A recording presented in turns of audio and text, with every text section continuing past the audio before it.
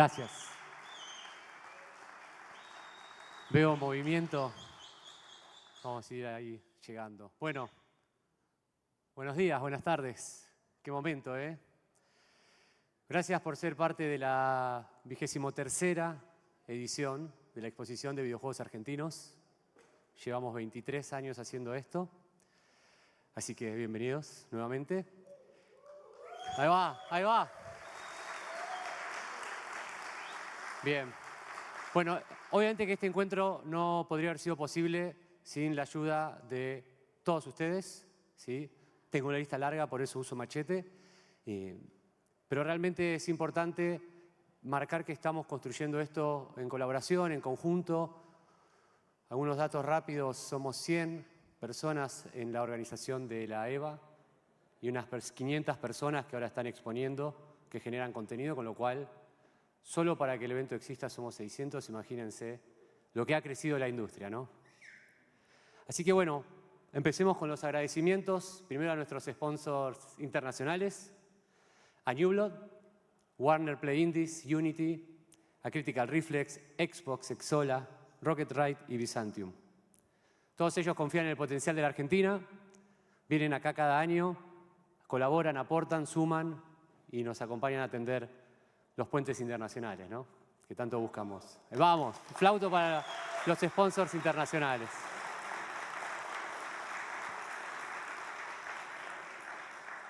También hay que agradecer a los sponsors nacionales. Etherspire, Nimble Giant, Collider Craftworks, Trick Studios, Odaclick, Tiny Bytes, la Universidad del Cine, la UTN de Buenos Aires, Centro de Learning de Videojuegos y Photon Games.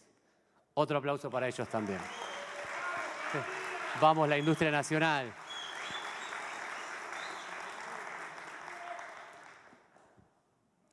Estamos en el Centro Cultural, Palacio de Libertad, Domingo Faustino Sarmiento, por 4ª vez.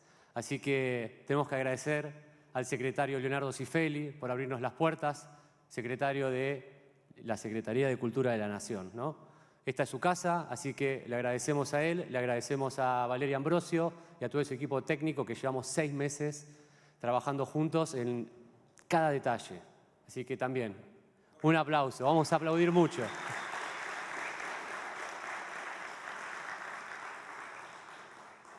Bueno, también queremos agradecer al Ministerio de Desarrollo Económico de la Ciudad de Buenos Aires y al ministro Hernán Lombardi por su compromiso y su apoyo, no solo con la EVA, sino con el sector de la Ciudad de Buenos Aires.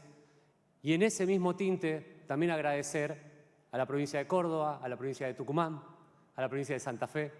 Todos ellos están aportando a sus regiones, a sus territorios, a que sus desarrolladores puedan acercarse, puedan exponer y puedan ser parte de esto también. Así que fuerte abrazo al desarrollo regional.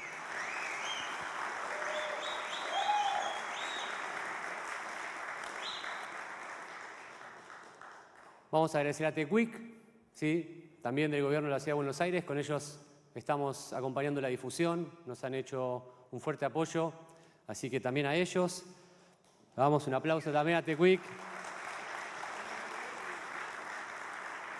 Y algo importante mencionar es que este trabajo de federalización, mencionamos 3 provincias, pero en realidad se está trabajando en todo el territorio, ¿sí?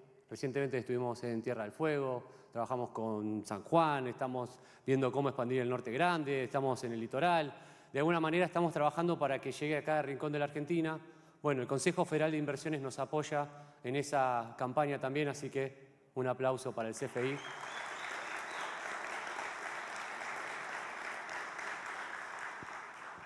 También vamos a agradecer a Juan Carlos Junio, que es adscripto de la presidencia del Banco Credicop. Con el banco estuvimos trabajando en desarrollar planes de capacitación, porque algo que sucede es que mucho entusiasta de videojuegos logra su producto y después hay que armar una empresa, hay que entender cuestiones impositivas, ¿no? Hay que meterse en ese barullo. Bueno, ellos nos ayudan a que nuestros independientes den ese pasito adelante, así que aplauso al equipo de Credicop.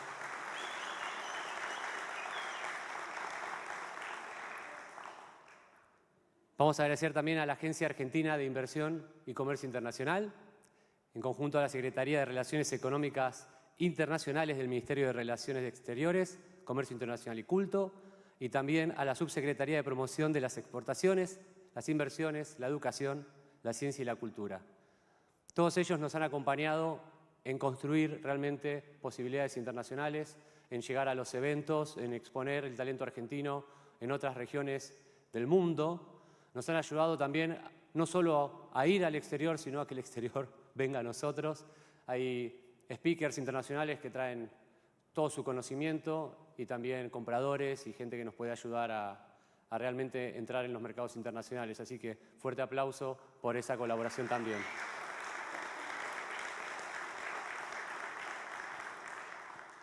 Bueno, finalmente agradecer a la Embajada de Francia en Argentina, al Instituto Francés Argentino, a la Fundación Williams y Fundación Medifé, que también junto a su programa Orillas Nuevas están construyendo un proceso, un trabajo de cooperación y de coproducción, ¿no?, entre Francia y Argentina, algo que esperamos se replique en todos los países del mundo, pero es importante, ¿no? Es un caso de éxito, pueden ver los juegos expuestos en la EVA Play luego, así que fuerte aplauso para ellos también.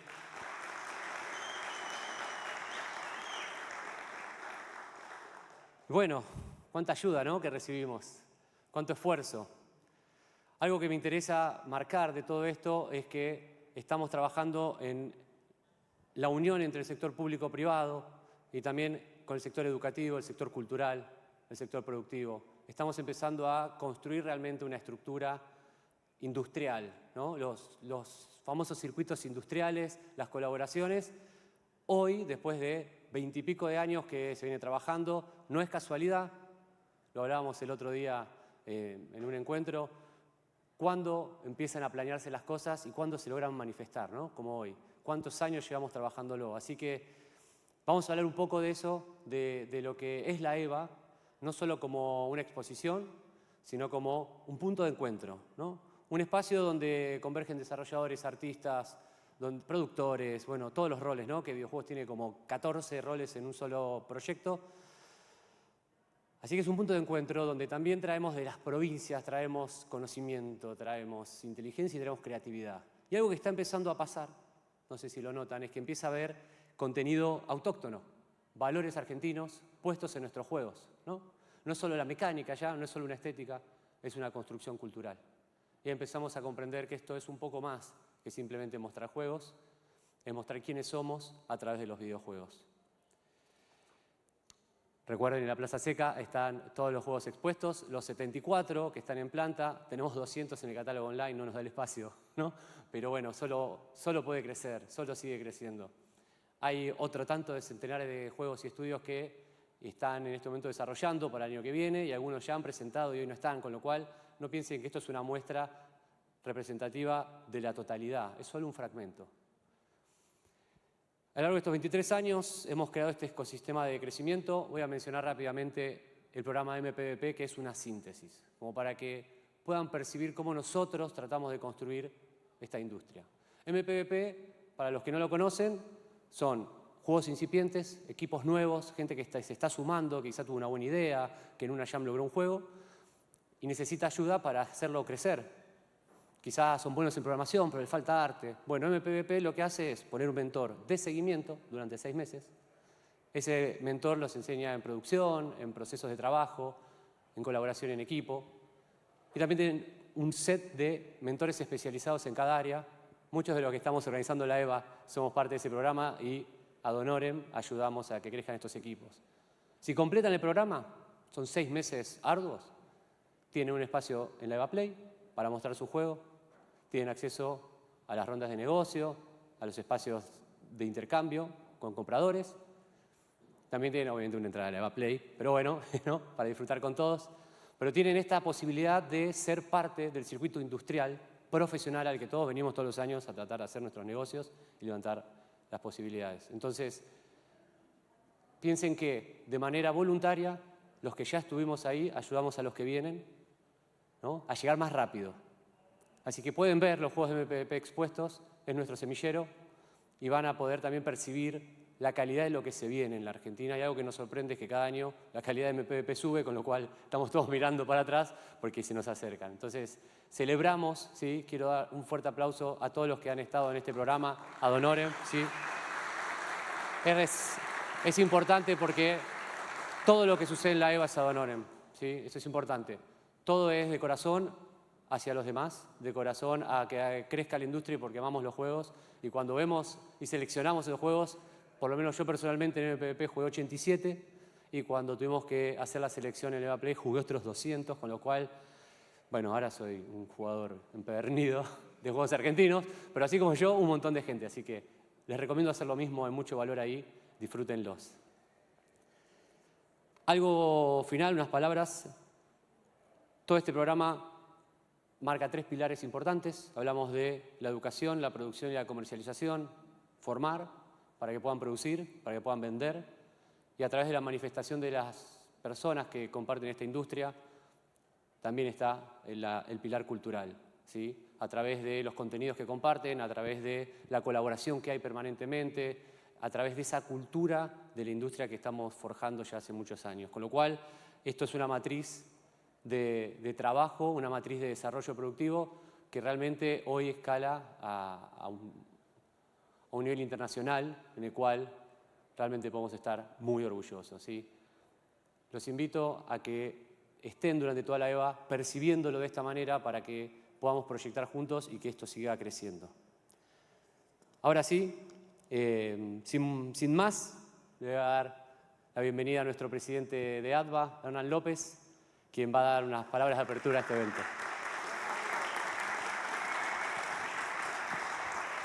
Genio, gracias. Qué profesional, viejo, ¿sabes? Bueno, ¿está el micrófono? ¿Se escucha? Sí. Bueno, ¿qué decir que no se haya dicho, no? Bueno, primero, mil gracias a todos por venir acá, por estar siendo parte de esta EVA 2025.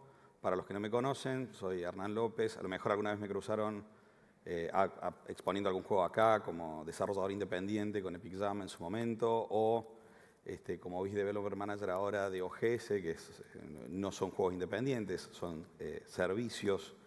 Tal vez, ahí está, otro Hernán más, ahí está. Tal vez me tuvieron de profe en la Universidad Provincial de Córdoba, como profe de Game Design, pero ahora estoy acá como el presidente de la Asociación de Desarrolladores de Videojuegos Argentina, una asociación que tiene muchísimos años, más de 20 años, haciendo que la industria del país crezca, y eso es algo muy bueno poder estar en este rol para poder tratar de ayudar a que podamos hacer cada vez más juegos y que esto que es tan genial que es hacer videojuegos, siga creciendo en cada iteración, ¿sí? Algo que bien mencionaba Roy, hay muchas actividades dentro de la EVA y esta EVA es para ustedes, ¿sí? Si son estudiantes, aprovechen, o si son desarrolladores también, aprovechen cada una de estas charlas. Viene gente que es de un nivel espectacular. Cada charla está pensada para que les sirva a cada una de las áreas de la industria de los videojuegos. Tienen el showcase para sacar feedback de sus juegos, para mostrarle a gente, las rondas de negocios para hacer negocios con publishers o inversores o buscar gente que les provea servicios. Después está la fiesta. ¿Todos tienen la entrada para la fiesta? Levante la mano, ¿sí?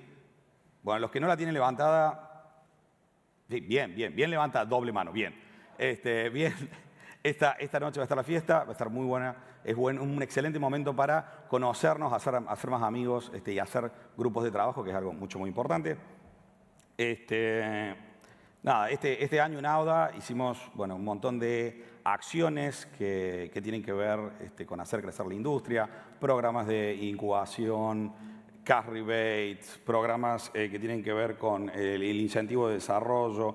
Hicimos la misión a GDC, la misión a Gamescom Latinoamérica, después también estuvo la misión comercial a Gamescom Europa, donde tuvimos un booth inclusive, una misión exploratoria a Polonia, todo este tipo de acciones que sirven y que tratamos de hacer desde ADVA para que la industria de los videojuegos crezca, que es algo que nos parece muy importante porque la industria de los videojuegos, para mí, yo creo que para todos los que estamos acá, y sin ponerme colorado, para mí es la industria lejos, la mejor industria del universo, la industria de los videojuegos, y no es solamente la mejor industria de los videojuegos, la mejor industria del universo, y ahí es cuando podríamos decir, no, mirá, bueno, ¿por qué factura anualmente, solamente en Argentina, no sé, y ahí es donde vienen todos los datos del Observatorio de Videojuegos de Rafaela, 86 millones de dólares al año, o tiramos la de típica de cómo fue creciendo la industria de videojuegos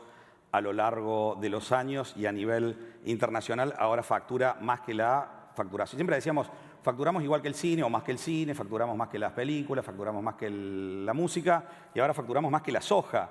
La industria de los videojuegos, no, en serio, hay que empezar a plantar videojuegos. No, la industria de los videojuegos son 346 mil millones de dólares anual y la de la soja es 217 mil millones de dólares anuales, por lo cual superamos por un buen margen la industria de la soja y eso por ahí el argentino lo entiende mucho mejor que si uno lo compara con otras cosas del entretenimiento. La soja es fácil de entender para nosotros. Entonces, es algo que cuando en algún momento, si algún familiar dice no quiero que tal estudie videojuegos porque no sé, decir, no, es un sojero, o sea, mejor todavía. O sea, es algo que es realmente nada, muy bueno y muy positivo la industria de los videojuegos, pero no es solamente porque vos decís, bueno, no, estamos queriendo, ¿por qué queremos hacer que la industria de los videojuegos crezca tanto desde ADVA? ¿Por qué hacemos esta EVA y por qué hacemos todo esto? ¿Y por qué nos parece que es la industria la mejor del universo? No solo son los números, no solo que es una industria que es muy federal, o sea que no hace falta que te vayas a trabajar a la capital si estás viviendo, no sé, en Tierra del Fuego o en La Pampa o si estás trabajando en La Rioja. No hace falta que te mudes, podés hacerlo desde tu localidad si tenés conexión a internet. O sea, eso es genial, es multidisciplinaria, o sea, tenemos artistas, programadores, gente que hace guiones, gente que hace pixel art, gente que hace animación a mano, o sea, tenés muchos fields y es una industria que vive del talento, o sea, no necesitamos maquinarias, necesitamos gente que sepa y ame lo que está haciendo y eso genera empleo de calidad. Yo no diría, bueno, no, eso es lo que hace que sea la industria de los videojuegos la mejor industria del mundo y por eso la estamos pusheando y por eso armamos la EVA y todo lo demás, pero eso yo creo que sería una mentira, porque por lo que a nosotros nos interesa tanto la industria de los videojuegos, no tiene tanto que ver con todo el dinero que genera, con todo lo beneficioso que es por el talento, por el federal, etcétera, sino tiene que ver porque todos los que estamos acá en algún momento jugamos un juego o una serie de juegos que nos cambió la vida, que nos hizo conectar. A lo mejor teníamos un día o una semana espantosa y queríamos que ese día se pase y jugamos un juego y eso ayudó a que ese día horrible pase más temprano. A lo mejor tenemos el recuerdo de, no sé, un viejo que vino, nuestro viejo, y nos dijo, mirá este juego acá, te presento, esta es una computadora, jugá este jueguito, aprendé, empezá a usarla. A lo mejor es directamente el juego mismo que contó una historia que conectó con nosotros a nivel emocional y nos hizo querer muchísimo la industria de los videojuegos, o a lo mejor estuvimos peleando con nuestro hermano toda la semana y cuando nos tocó jugar un cooperativo volvimos a hacer ese clic y volvimos a conectar y a querernos. Y eso es para mí lo que mejor tiene y lo que hace que la industria de los videojuegos sea la mejor industria del mundo, que es que cambia a la gente, que hace que todo sea mejor, que es una industria que nos dio mucho a todos nosotros en algún momento, y yo creo que por eso nosotros ahora queremos hacer videojuegos, porque queremos devolverle al mundo eso tan bueno que en algún momento nos dieron los videojuegos. Y es de ese amor tan fuerte que viene las ganas de hacer crecer la industria y de hacer que todos nosotros sigamos haciendo juegos para que después la gente que juegue nuestros juegos tenga esa misma experiencia que tuvimos nosotros, que si tuvieron un mal día, ese día con el juego que nosotros hicimos termine mejor. Que si no están conectando con su familia, ahora conecten con su familia. Que si tienen una enfermedad y están pasando una situación espantosa y no tienen otra cosa más que hacer que poder mover las manos para jugar, agarrar un joystick y jugar, jueguen y hablen de otra cosa que no tiene que ver con la enfermedad que están teniendo. Son un montón de momentos y un montón de cosas que no tienen que ver solamente con el dinero que genera y con la mano de obra y con todas esas cosas que hacen que a un nivel personalísimo cada uno de nosotros quiera hacer que esta industria crezca. Así que, nada, les agradezco por estar acá y bienvenidos a la EVA 2025. Vayan a romperla todo, vengan a las charlas, hagan negocios y gracias por estar acá. Nos vemos mañana y en la fiesta.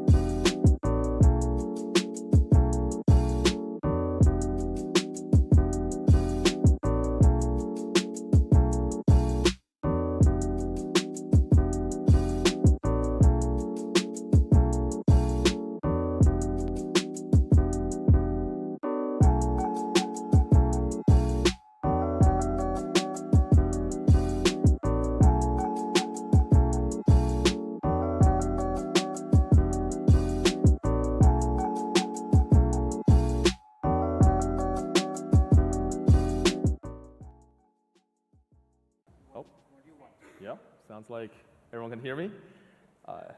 Hola, Buenos Aires. Really glad to be here. Thank you so much for having me. This is actually my first time. Not only am I in Argentina for the first time, it is my first time in South America. So it's just been a phenomenal week so far. Thank you so much. My name is Z. I am the founder and executive director at Serenity Forge. And I'm going to go into a little bit today regarding what Serenity Forge has done over the past 10 years or so in managing our mission and our vision, and especially doing so in a very turbulent industry, in a space where things are always changing and people are kind of looking for what the next thing is. Here, let me make sure that I switch to, no, not yet. There we go. So I'm going to be talking about this at length, which is our company vision is that we create meaningful and emotionally impactful experiences that challenge the way you think. I won't go into the details right now because I'm going to be talking about this a lot throughout the talk, but just to kind of give you a little bit of background regarding who Serenity Forge is. We are a game developer and publisher located in Colorado, United States, and that's kind of in the center of the United States, in the mountain regions of the Rocky Mountains. Right now, we're about 40-something members. So we're primarily located in the United States, but a few years ago, we actually started a new branch of our business in Budapest, Hungary. So we have about a dozen folks out there doing a lot of the global marketing and global publishing endeavors.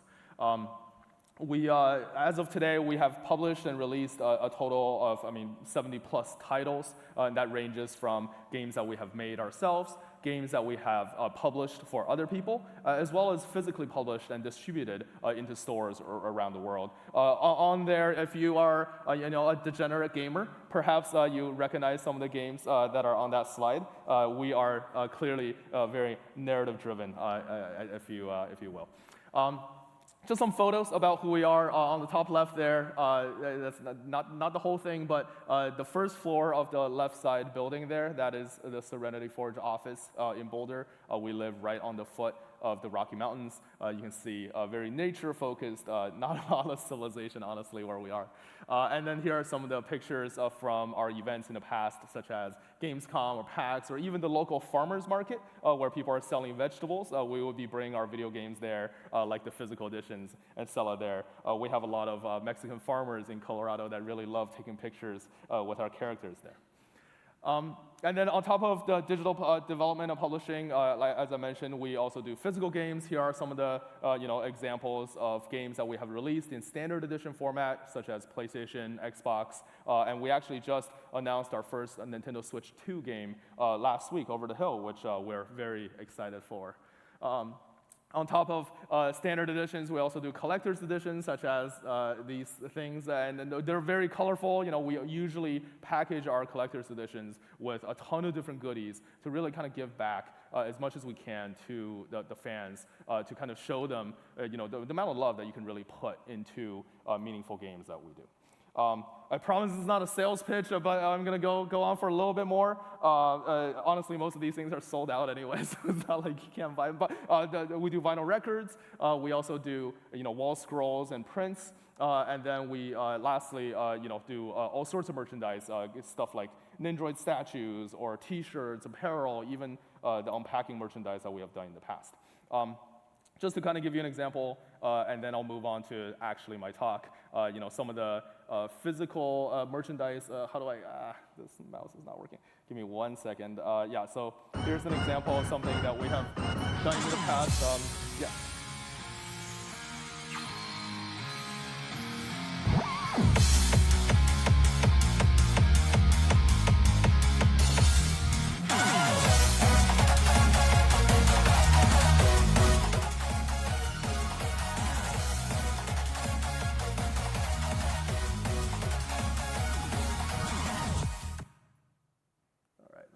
Close it. There we go. I actually closed it. So yeah, that's from Needy Streamer Overload, which is a game that we handle the Western publishing and distribution for.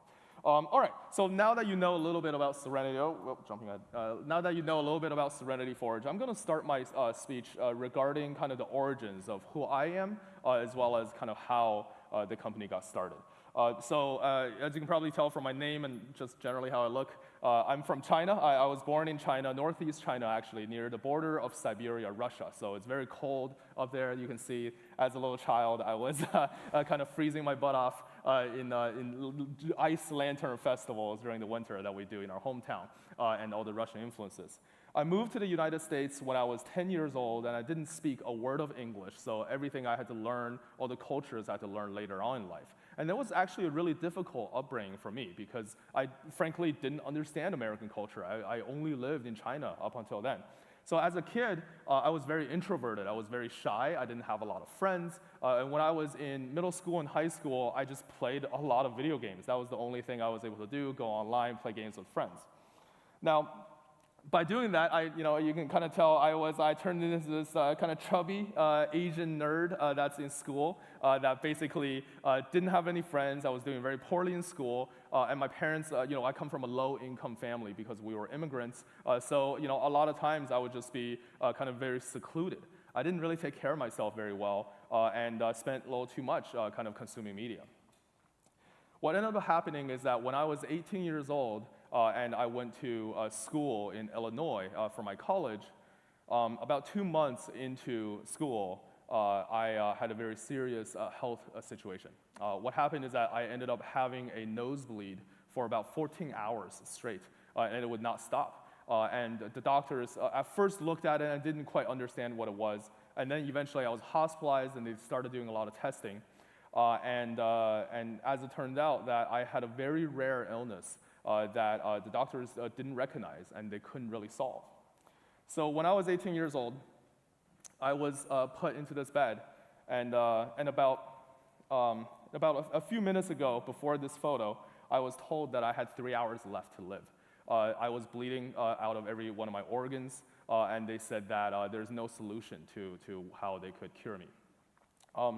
So I took this photo because I sent it to my mom at the time because she lived halfway around the country, and I was thinking maybe this is the last time she'll ever be able to see me. Obviously, I'm still alive today, so I'm here, which is very grateful for that. But the illness that I had ended up turning out to be one of the first cases in the world. It was a very rare illness that even today people don't really fully understand. And what happens is that I just bleed a lot. So there's a lot of things I couldn't really do. I couldn't really leave my bed. I couldn't really leave my house. I was trapped in a hospital. Ended up being trapped in my hospital bed for 2 years, from the age of 18 to when I was 20 years old. During that time, it was very, very difficult, as you can probably imagine. They were some of the most difficult years of my life. I was not able to keep studying anymore. I was not able to go to school anymore. All I really had was just myself and my computer, my laptop. So I started playing games. I started watching TV and everything. And I started playing all sorts of different games. Now I have all this time. The doctors kept on telling me, oh, maybe you'll live until next week. Maybe you'll live until next month, maybe 2 or 3 months. I never really knew when I was going to die, so I never really had a future to look forward to. The only thing I was able to turn into is video games. I started playing games like single-player games, like Final Fantasy, Chrono Trigger.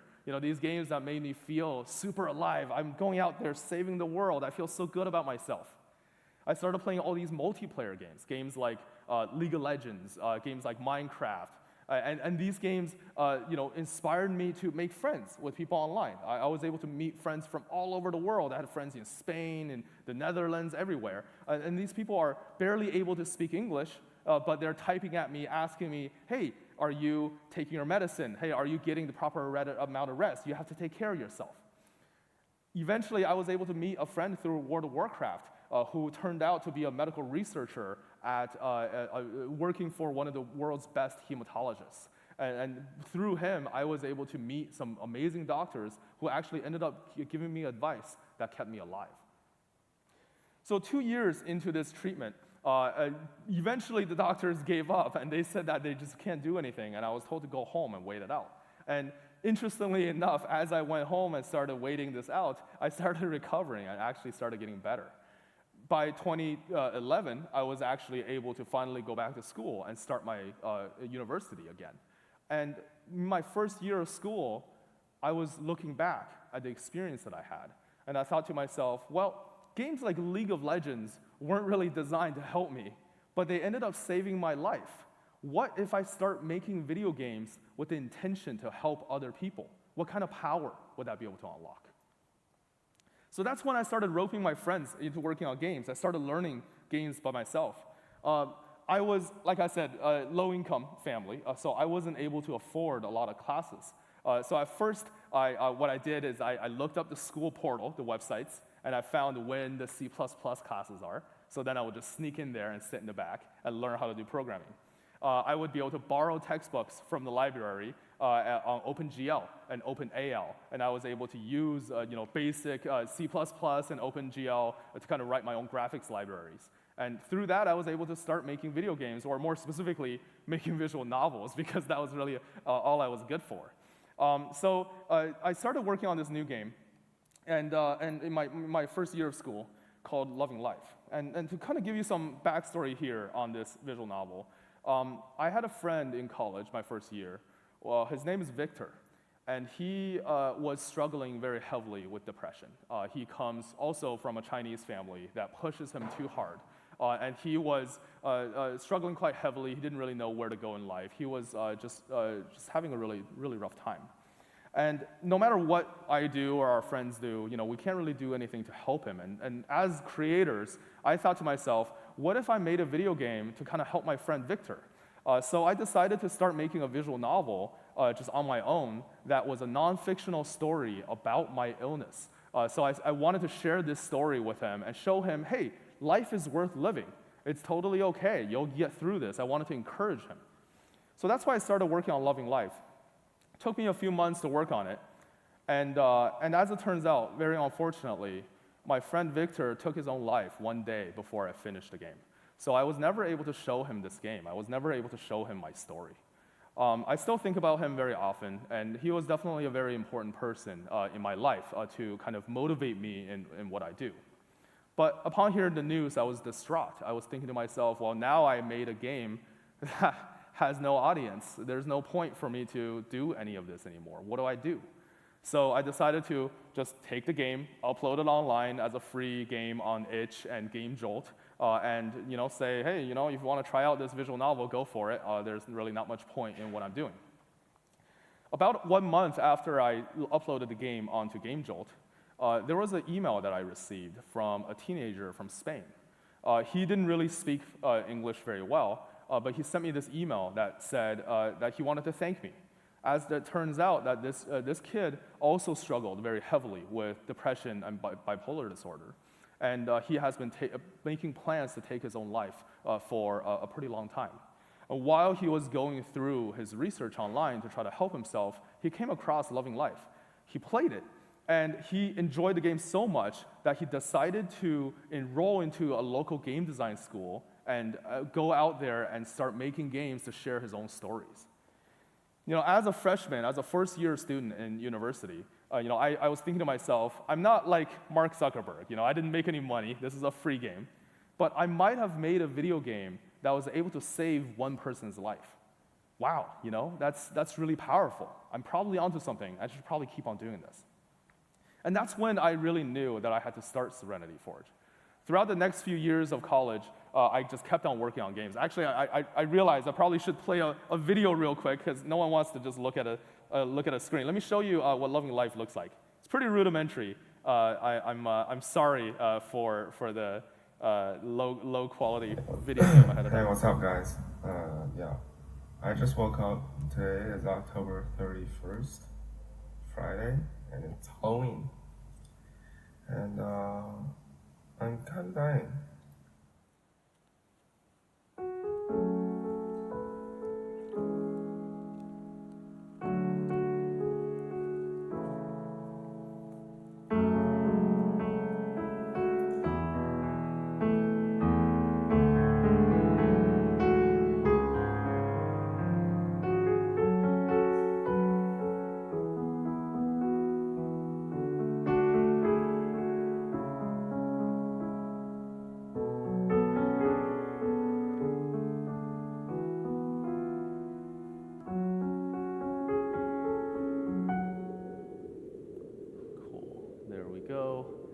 So yeah, so that's Living Life.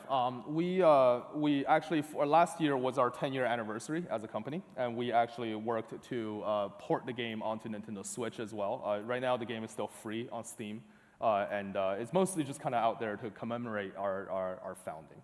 So after Living Life, for the next few years into college, I kept on working on different types of games. We worked on educational games, games that are able to teach people, kids especially, physics, without them realizing it. Games that are able to kind of turn violence into something that's more loving. And by the end of my university, my last year, I was able to go to PAX West for the first time.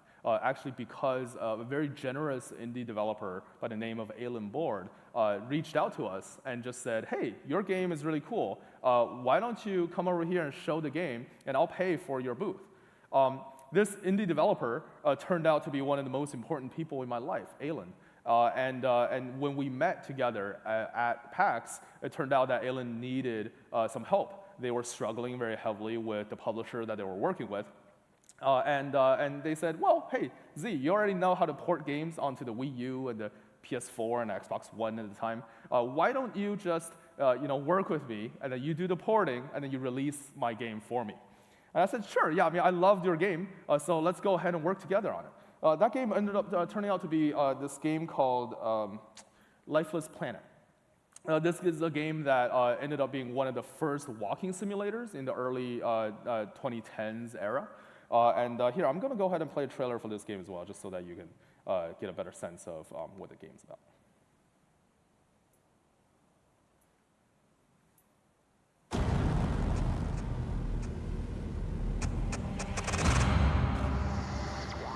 I understand that even at twice the speed of light, your journey will take 15 years. That's right. We'll be traveling so fast, our spacecraft will arrive at the planet before the transmission of this interview does. How do you prepare for this one-way mission, knowing you will never return to Earth? I have a crew of very skilled and focused individuals. We all have a deep desire to explore. And frankly, we also have a few attachments here on Earth. You weren't always alone, though, right? I am told you were once married. Yes, that's right, years ago. But then your wife turned up missing one day. Yes, ma'am, and I went looking for her. I searched for her day and night.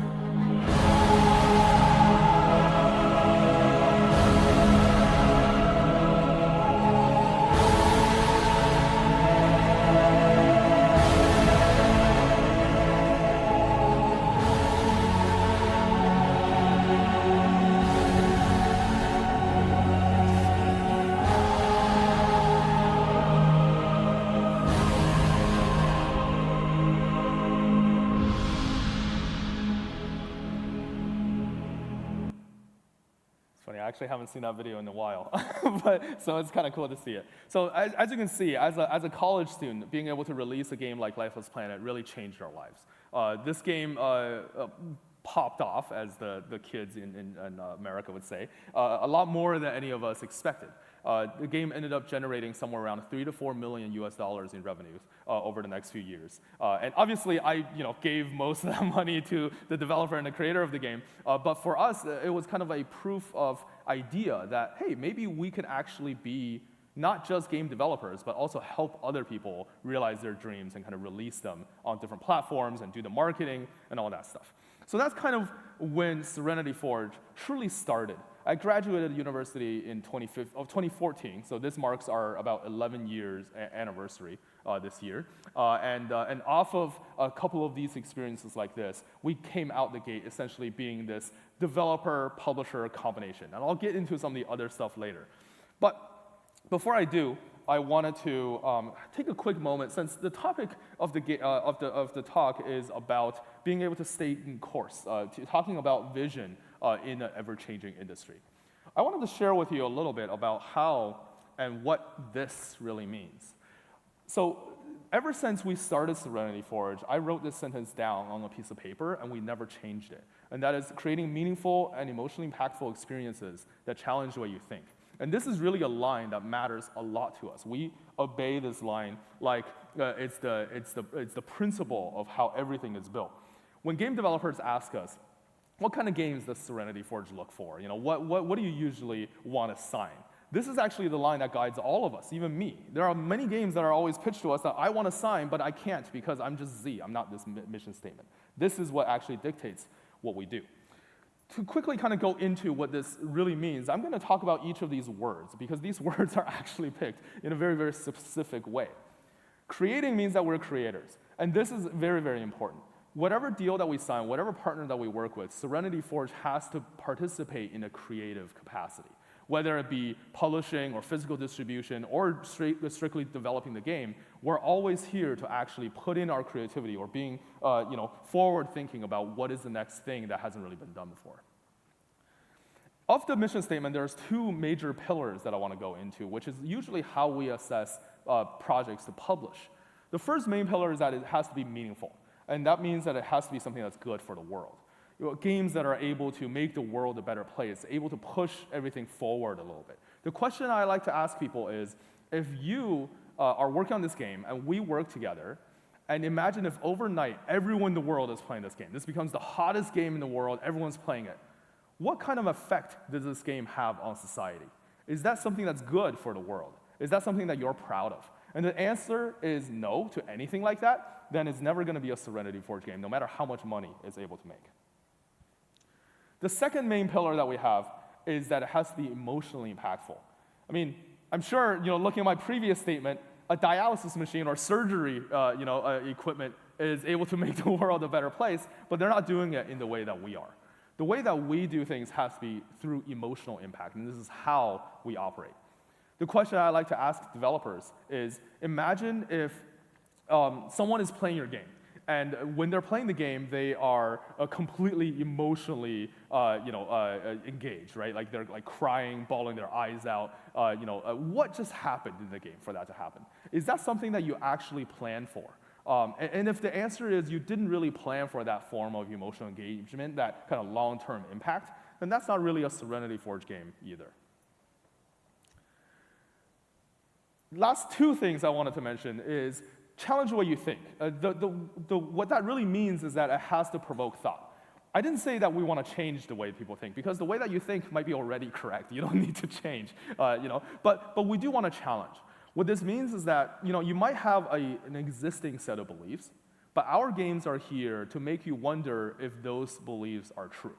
And all of our games are meant to kind of provoke that form of thought and make you reassess. You might be someone who really believes that, Asians should just all die, whatever. It could be something crazy. And then you play a game and you're like, this game makes a good point that Asians shouldn't die, but I still think Asians should die. And I think we would have done our job there, right? Like it wasn't perfect, but at the very least, we were able to kind of challenge the way that you think about things. And you can see from each of our games, they kind of hit you on a fundamental level that's able to make you rethink a lot of the beliefs that you have.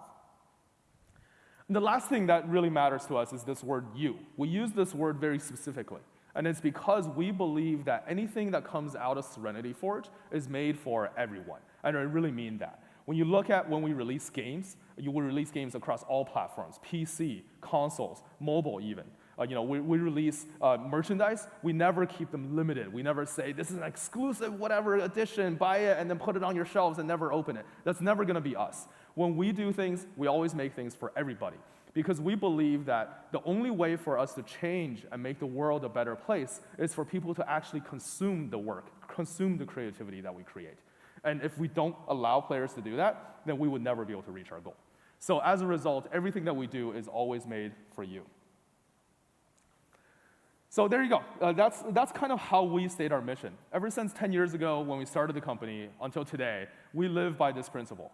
There's a list of games that we look at all the time. We call it the list within the company. And they're games that follow our principle. And some of those games I love, some of those games I hate. But no matter what it is, Serenity Forge is never going to be about one individual. It's always going to be about one message that we want to push.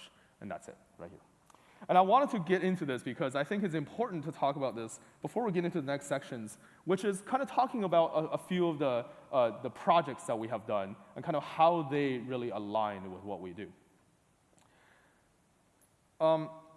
I think it's very hard to talk about Serenity Forge without at least talking about Doki Doki Literature Club just a little bit. For those of you who don't know Doki Doki Literature Club, let me go ahead and play the DDLC Plus trailer real quick so you have a slightly better understanding.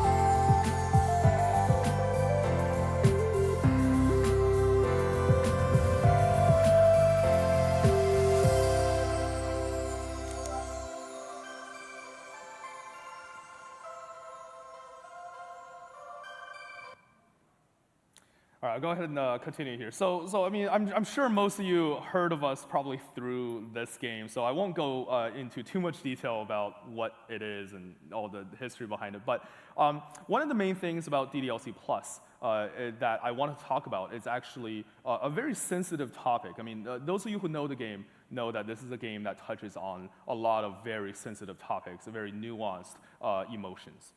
When we started working together with Dan on this title, one of the first things that we had to discuss was, if we're going to turn a free game into a paid product, and we have to start doing marketing for this product, how do we do it in a way that is socially responsible, right? Especially a game that kind of has a lot of content that is very difficult to disclose, especially because it kind of ruins what comes within the story.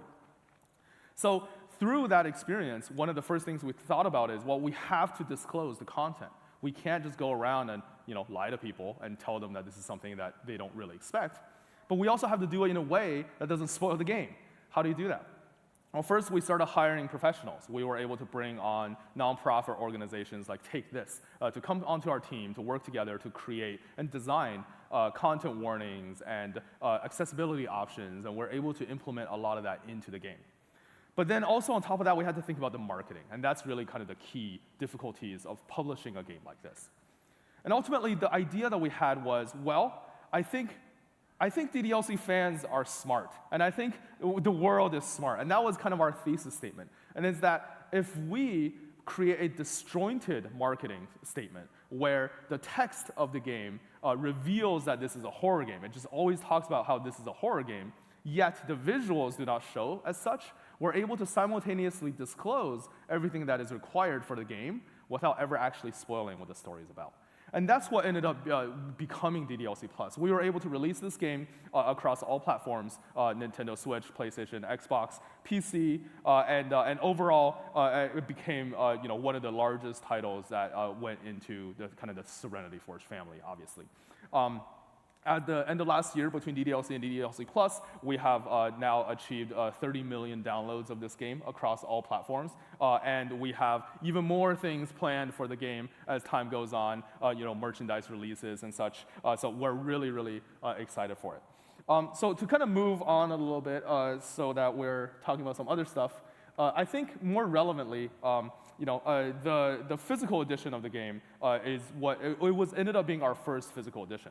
So when we worked together on the game, I thought, well, people had to be able to buy this game in Walmart. It can't just be something that's downloaded. So what happened is that we essentially started our physical publishing branch working with some of the former executives at Sega Sammy to be able to not only create physical products, but also ship them and sell them across stores worldwide. On the first day of our physical launch, we ended up selling around 200,000 units of this physical package, $30 US, essentially of a free game. That was really goes to show how much fans are able to appreciate and support us if we are doing the same things for them.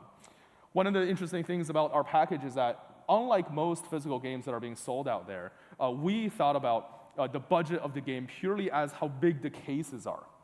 When we make physical games like these, what happens is that we pack them with goodies. There's tons of goods, sticker sheets, standees, all that stuff, because we wanted to be able to give back. I don't know if this is entirely kosher to reveal, but the truth is this physical edition, every unit that we sell, we make around 20 US cents. It's almost nothing. And the reason why we did that is because we were never planning to do this to make money.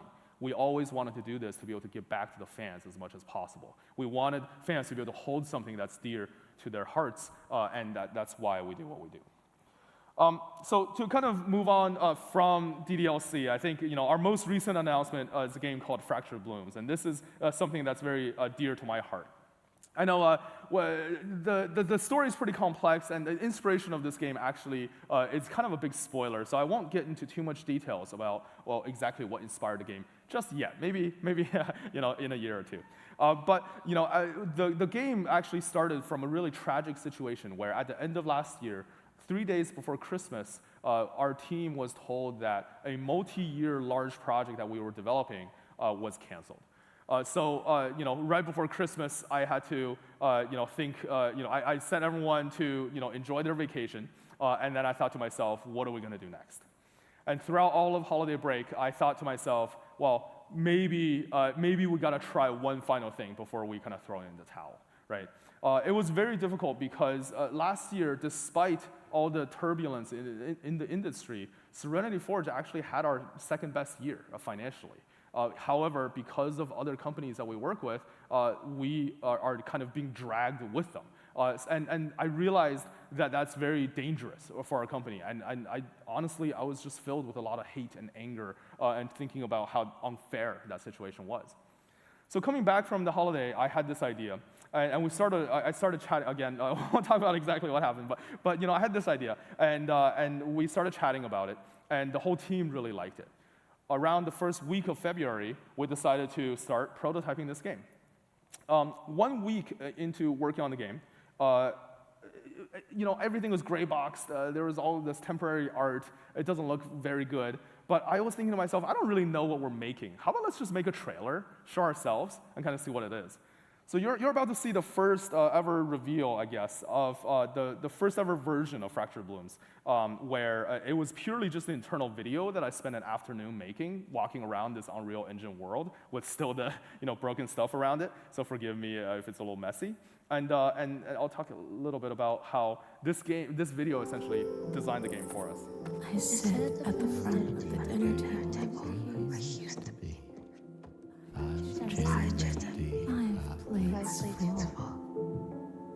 The garden is lush from the rain, and everything is lovely. Dinner is ready.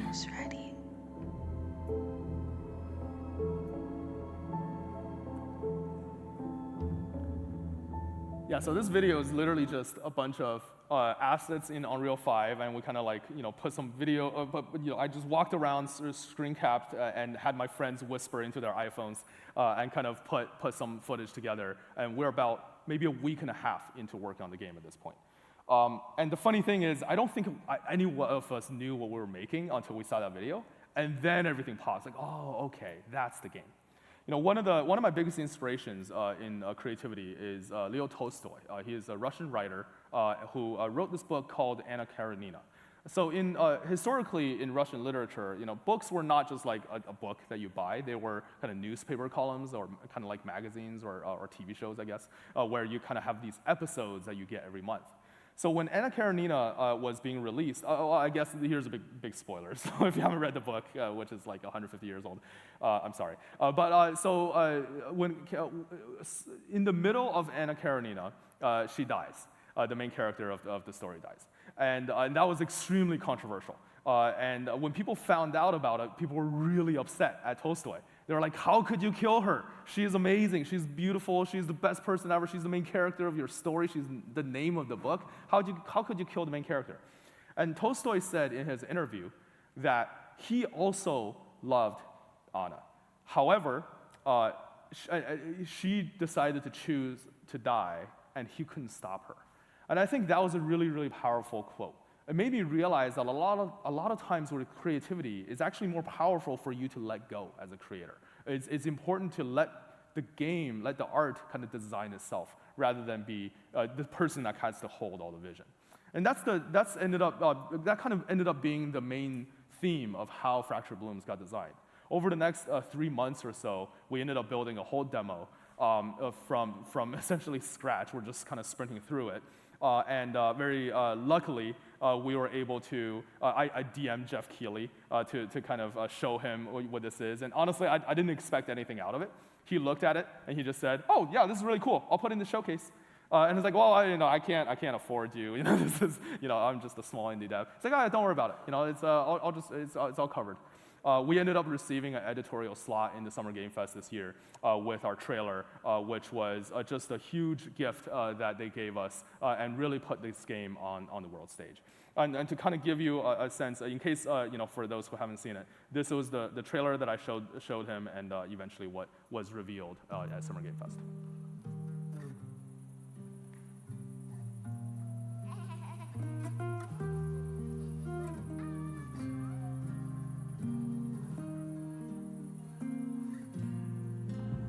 I sit at the front of the dinner table where he used to be.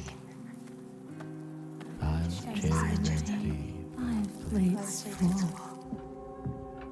Plates of food. Plates of tomatoes. Plates of hay. Plates of angels. Plates of her legs. Beautiful.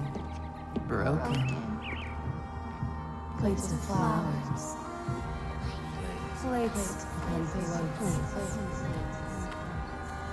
The garden is lush in the rain, and everything's focused. Dinner's ready.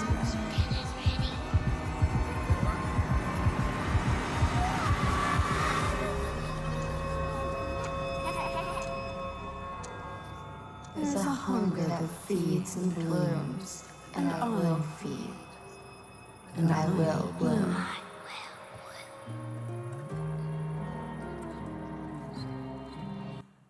All right.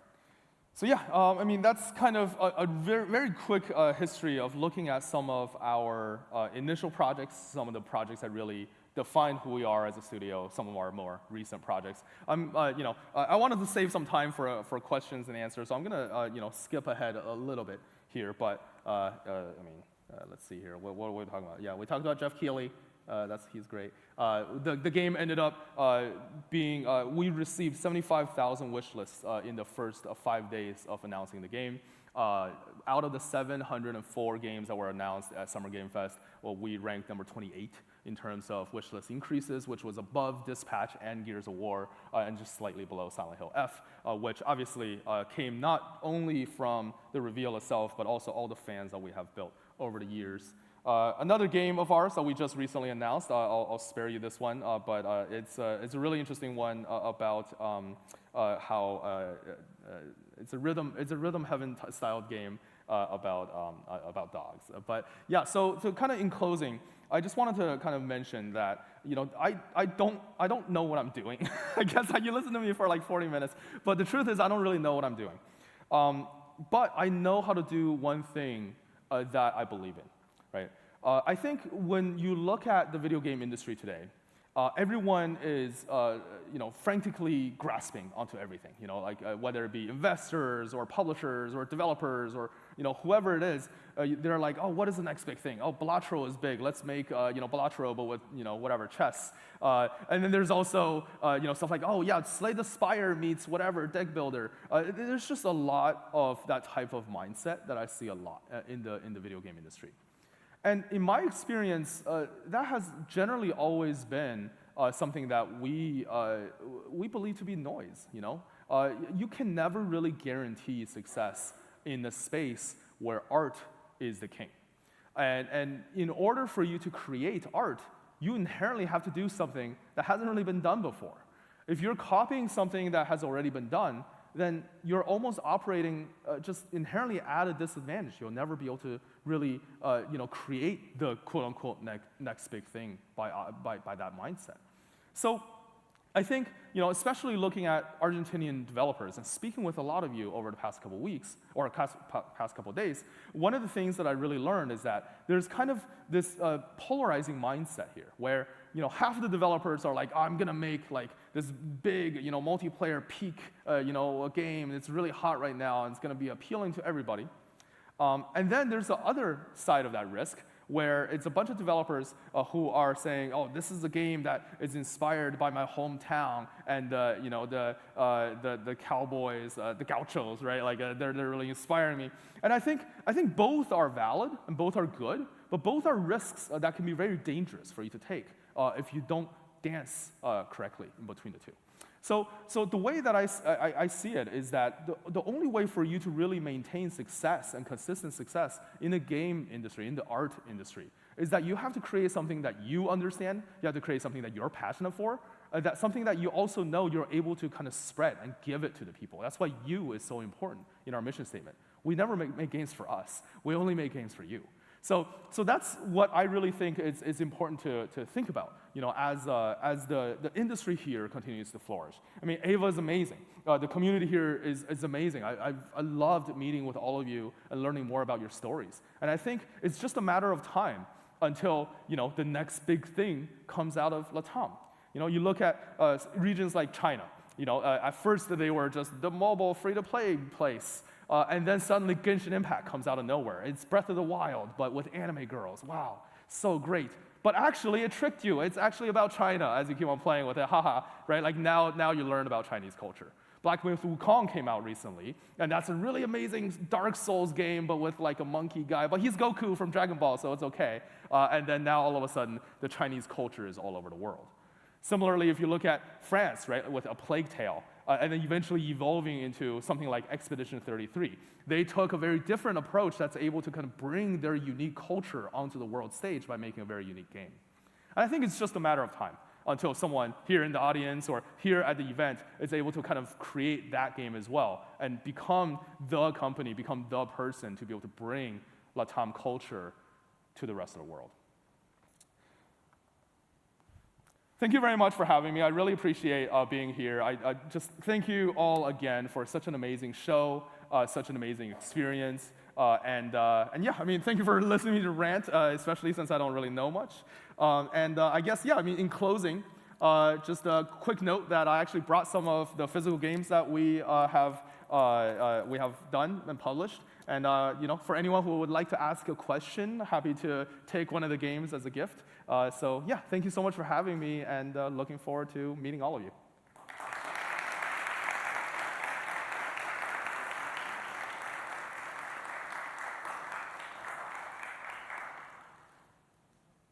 Bien, perdón, yo tengo el micrófono, me voy a ir acercando a cualquiera que quiera hacer una pregunta.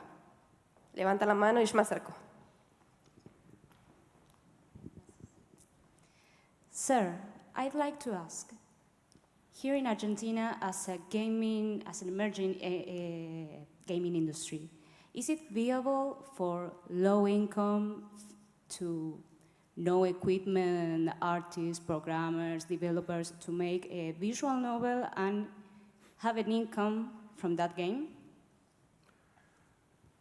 I think the short answer is, oh, by the way, I don't know if there's organizers who are able to pass out. Yeah, that'd be great. I think the short answer is yes. I guess the part that I omitted was Take the fact... into consideration the current market. Yes, of course. I think the part that I omitted was the fact that I started Serenity Forge with $1,000 US. We never had any investments or anything. The whole thing was built purely on retained earnings as we kept on making games.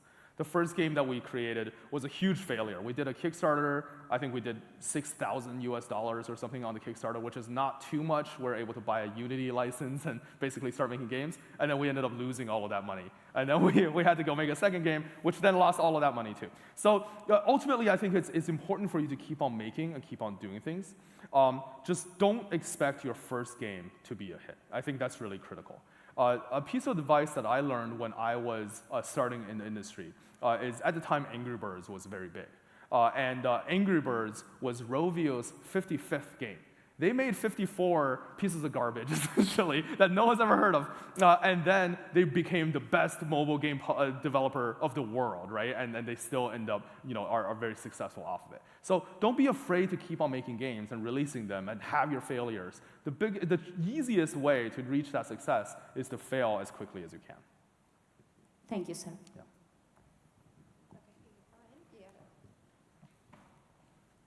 Hello. First of all, welcome to Buenos Aires. Hope you enjoy the city.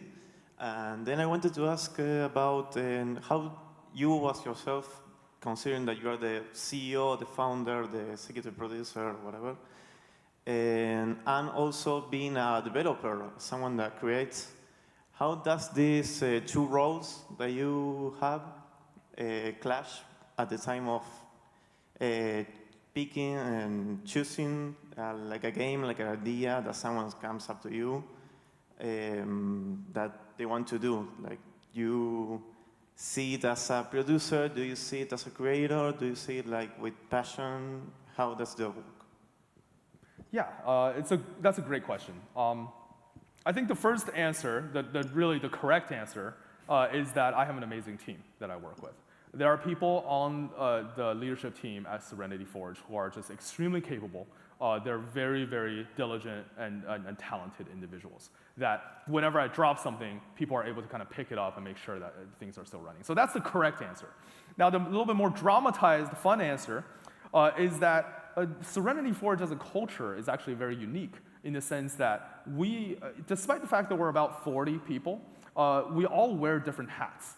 Someone could be a game designer here, but also is a physical product designer somewhere else in the company on different games. And based on what you like and don't like, you get to work on different games in different capacities. So we are a small enough studio as right now to be able to have that flexibility. And the reason why we do that is because I also recognize that at some point, especially for a smaller company, our bureaucracy is actually going to be able to prevent our success. We will never be as efficient and productive as something like Google, right? Like they're big and they have bureaucracy, have the policies. We'll never be able to win if we compete like they do. We have to do it in a different way, and that's kind of what makes it work for us.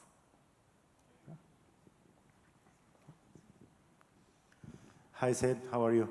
I had a question. At some point in my career, I collaborated with an indie studio that we used to use Game Jolt quite a bit back in the day. It used to be like a good forum to showcase what we were doing, dev diaries, dev blogs, that type of thing. Would Game Jolt and EGO be relevant still today for indie developers to showcase what they're doing? Game Jolt, yes, absolutely. I think, so I'm quite fond of Game Jolt because I think Game Jolt is a site that's not just for, releasing games, but it's a little bit more about the community. There's a lot of people who are just very passionate, especially a younger audience that's on Game Jolt, that's always looking at the next cool thing. They don't necessarily care if the game is gonna be like, a financial success or whatever. They just wanna play things day and night. And I think if you're looking for feedback, Game Jolt is just a great place for you to build that community. I mean, games like Five Nights at Freddy's, Bendy, right? Like these games were born out of Game Jolt, and they're very successful today because of Game Jolt. If it wasn't for Game Jolt, they would never be who they are today, right? So, and I think everyone, is starting off has the ability to do so through Game Jolt. I think ultimately it really depends on your strategy. Are you looking for a platform where you can build a community and get that feedback? Or are you looking for a way to sell your game without having to pay $100 to Steam, right? So I think that's really the key here. If you're able to muster up the $100, I'd say do it on Steam, just so that you get into like the real world, right? Because then at that point, you're able to get some true feedback, especially from people who hate you and hate your game. And then once you hear that, you'll know how to make your next game. Hello. Yeah. You talk how you were born in China and then you travel to the US, and that change of culture maybe influence you when all the games you did. Do you think that will help in a way people here in Argentina or Latin America, they'll develop a game based on their culture of their home country, or they will maybe choose another culture to base the game off because they find it more interesting? Yeah, I mean, this is actually something that kept me up at night 2 days ago when I was thinking about this because of what I learned from speaking with the developers here. I think I was very privileged and lucky to be born in China and move to the United States and grew up there. And basically, those are the two biggest audiences for the video game industry. So fundamentally, I knew very well the purchasing habits of Chinese gamers as well as the American gamers. I think that's one of those things where a lot of times you're operating at a disadvantage, right? It's difficult for you to know. How do Americans buy things? What are the Chinese gamers looking for? It's just really hard if you haven't visited or have friends there or understand exactly who they are as people, what they consume. This is what I mean when I said you gotta make something that's able to kind of appeal to a global audience, but also still has a lot of yourself and your culture within it. The way that I did it was that, and again, from a position of privilege, being able to create games with both American and Asian styles, but then also kind of appeal on a global stage that's interesting for everyone. I think from your perspective, it is very important for you to understand the world stage. It's very important for you to see what works out there and really dive into what made that work, but then also put yourself in there. I've heard that there are games made in LATAM that's able to reach 20, 30% sales in LATAM. That's phenomenal. It's not like there's no market here. There's a ton of people here buying video games. It's just that you have to kind of merge the two together in a way that works for you. Okay, so we're going with the last question because we're running out of time. The next talk is starting. Okay. She's doing the last one. Anyways, chicos, va a salir, pueden hacerle preguntas y hablar con él, así que no hay problema. Hi, I wanted to ask a few questions, but yesterday we had a talk about ways of measuring success of a game, and I wanted to know how do you measure success in your company to know if a game will be successful or not? Yeah, it's a very good question. I asked that question to a lot of people as well because it's a very hard question for me to answer. So bummer that I have to answer it now. The way I see it is it's actually based on something that when I was in college, I learned from a local company founder in Colorado. His name is John Mackey. He created a company called Whole Foods, which is this grocery store in America that sells organic products. He had a really interesting quote that inspired me. He said that companies need money to survive, just like how people need to eat food to live. However, people shouldn't live just to eat food, much like how companies shouldn't survive just to make money. And I think that's a really, really interesting quote because there are actually two parts to this. You need money to live, right? Like that part is very important. I think everyone in the world needs money to survive. However, it wouldn't make much sense for you to run a company just to make that money.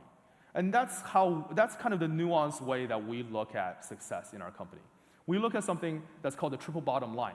It's not just profits, not just the first P. There's two other ones. There's the people and there's also the planet.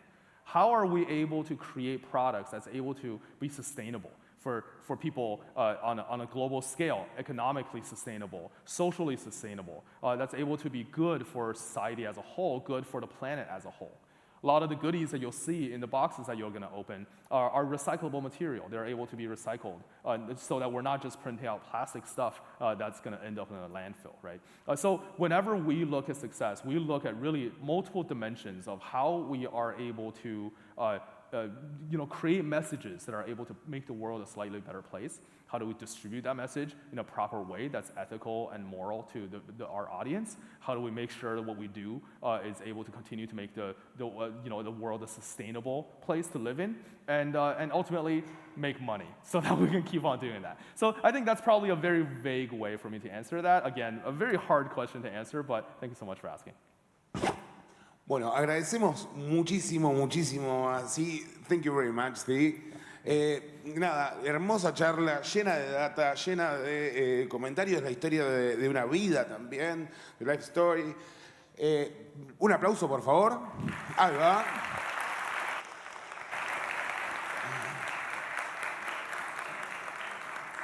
¿Todo el mundo que preguntó tiene su juego? ¿Sí? Excelente. Perfecto. Thank you very much. Yeah, thank you. Thank you. Thank you. Lo que vamos a hacer es lo siguiente. Despedimos así, nos tomamos un par de minutitos, 2 nada más, y vamos con la siguiente charla, que en este caso nos va a estar acompañando Rafael Blosek, bien, que viene de Polonia, ¿sí? Participó en el desarrollo de juegos de alcance global, como el actual The Alters o mi querido juego que me cambió la vida, el This War of Mine, que va a estar ahora contando un poco de su historia, con una charla que la tengo acá en el celular en inglés. Todo lo que no necesitas, mi filosofía para hacer juegos significativos. ¿Sí? Nada, me avisan ahí de producción cuando esté todo en orden y le damos la bienvenida a Rafael para que venga a dar su charla. Muchas gracias.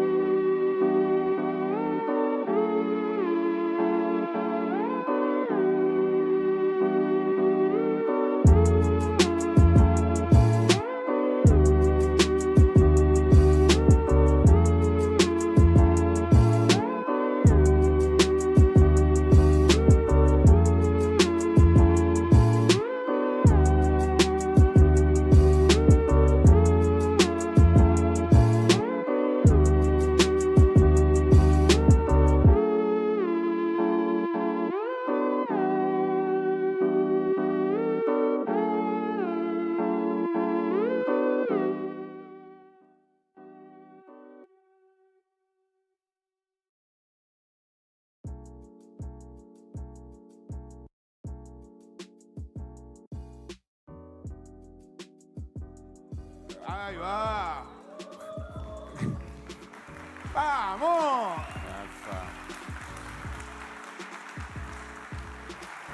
Tenemos invitado de lujo, ¿sí? Que viene de las lejanas tierras de Polonia. ¿Esto es así? ¿Esto es bueno? Ok. Les voy a dejar en la compañía de un grande, ¿sí? Que participó en el diseño de juegos como el actual The Alters, ¿sí? En juegos que por ahí le cambió la vida. Yo le contaba recién que fue el primer juego que no pirateé, que fue This War of Mine. Les voy a dejar en la compañía del gran Rafael Blosbeck. Hello.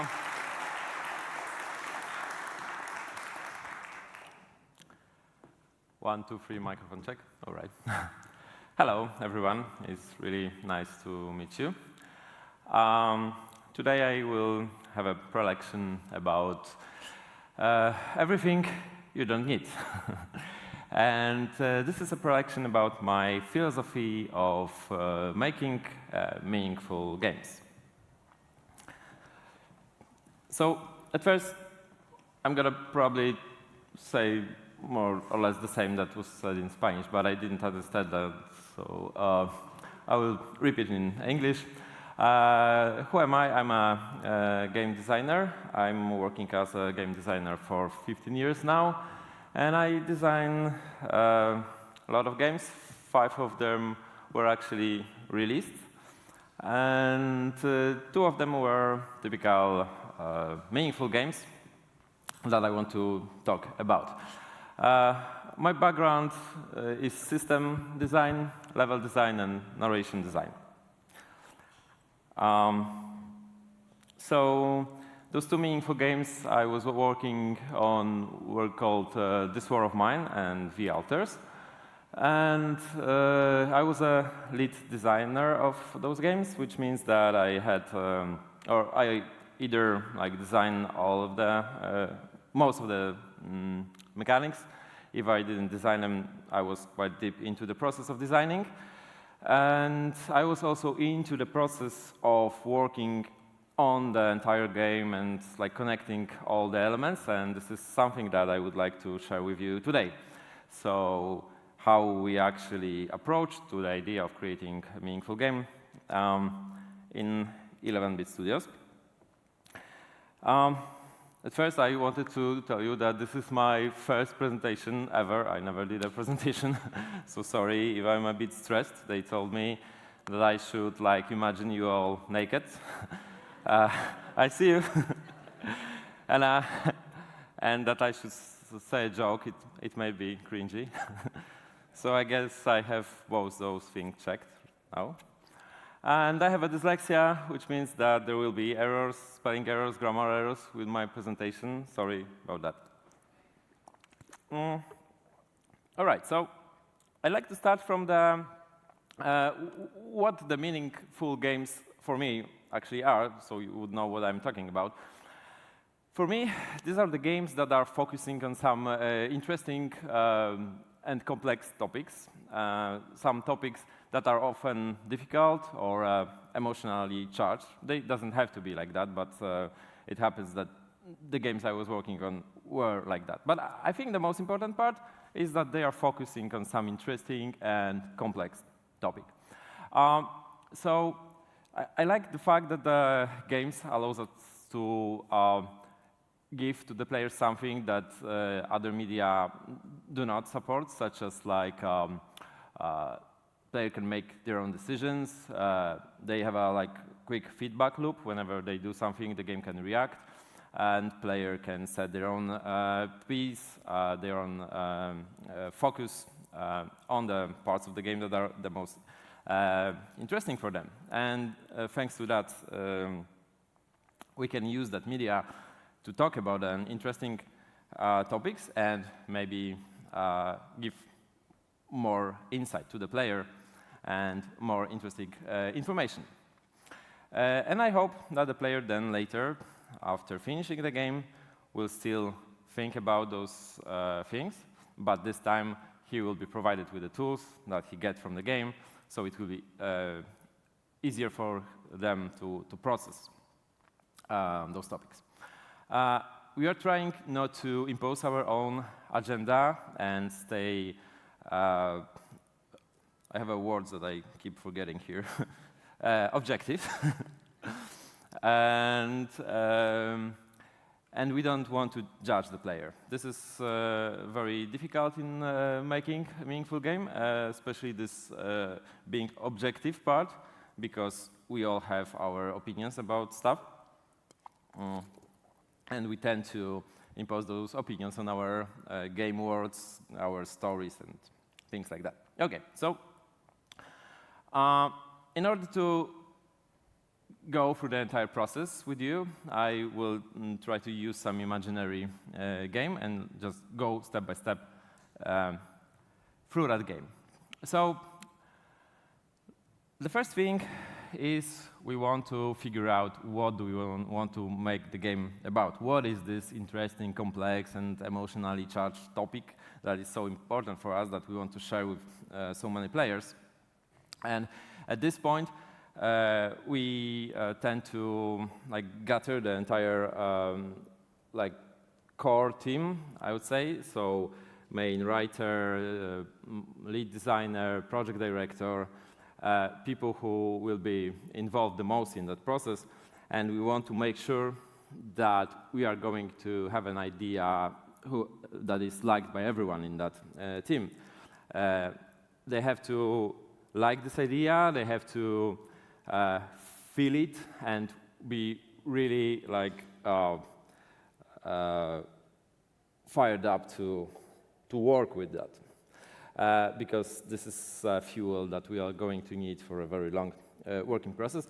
And yeah, so let's assume in our example that we have this idea about life. So we have this idea and this thought that came to us, and we want to share that thought with other people, that when we're born, we have some, we learn some rules about the life. People tell us how lives look like, and then we discover that maybe this is different. We evolve throughout the life, and figure out that many things that we learned earlier are not necessarily true or were some kind of an obstacle for us, and finally finding our own way. So that's going to be the general idea, but this is so broad that it's really hard to make an interesting game about it. So then we get to the process.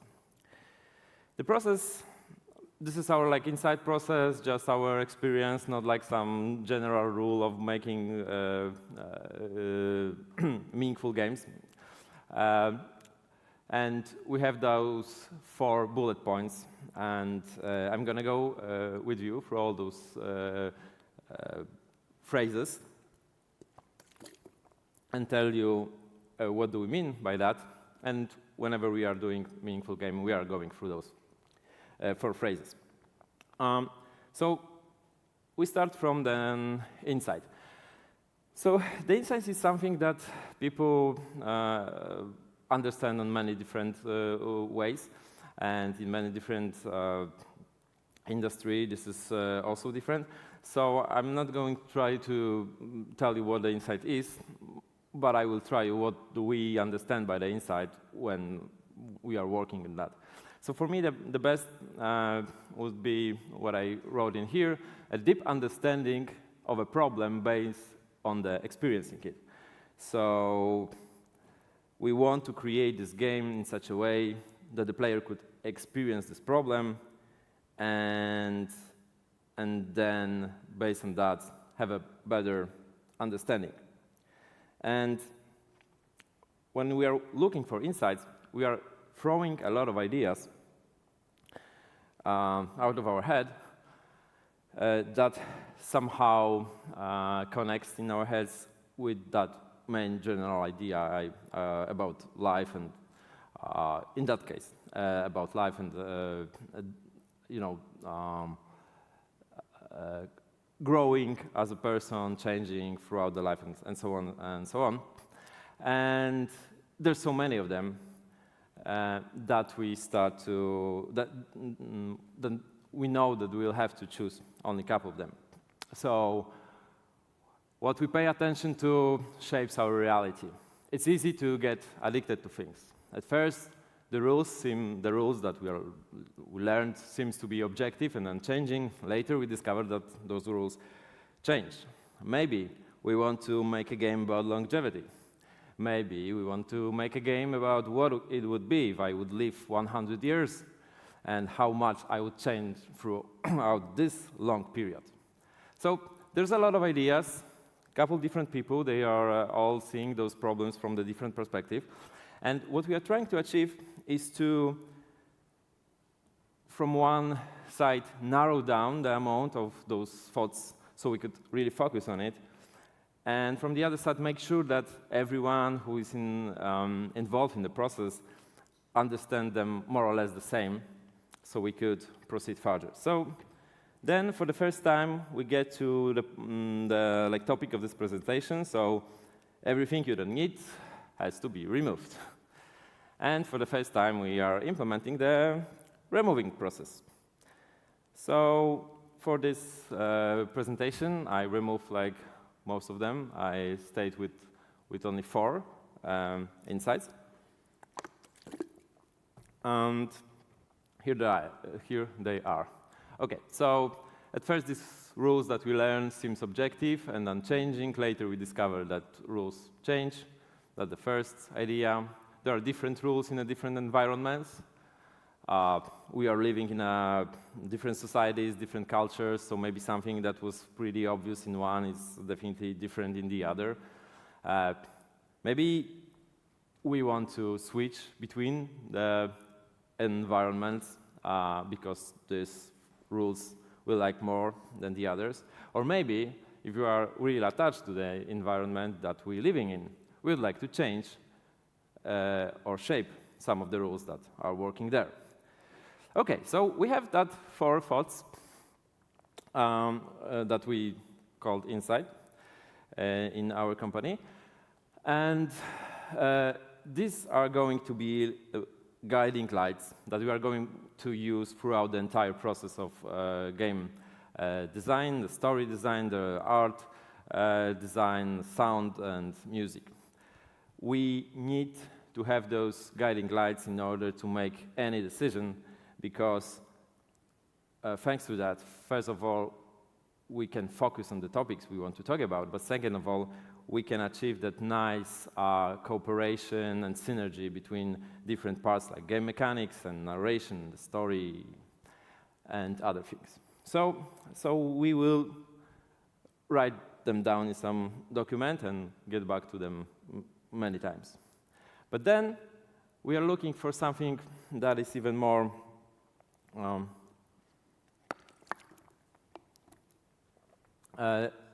compressed.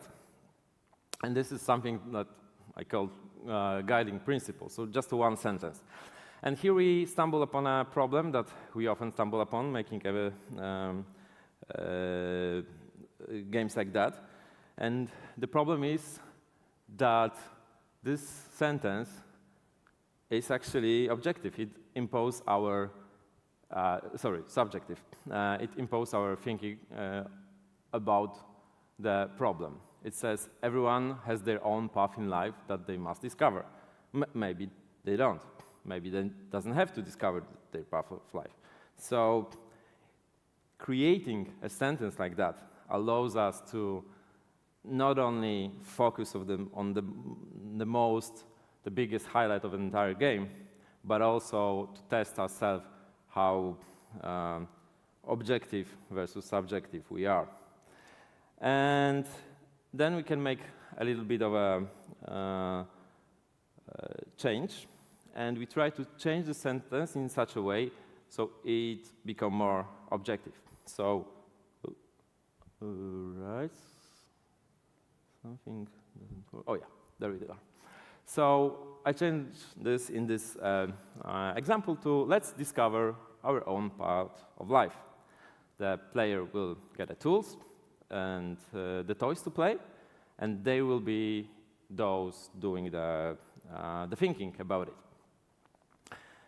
All right, so we have our guiding lights, which are inside, and the guiding principle. And then we actually, only now we are getting to main gameplay. And of course, we probably have this idea in our head already, what type of a game we want to do.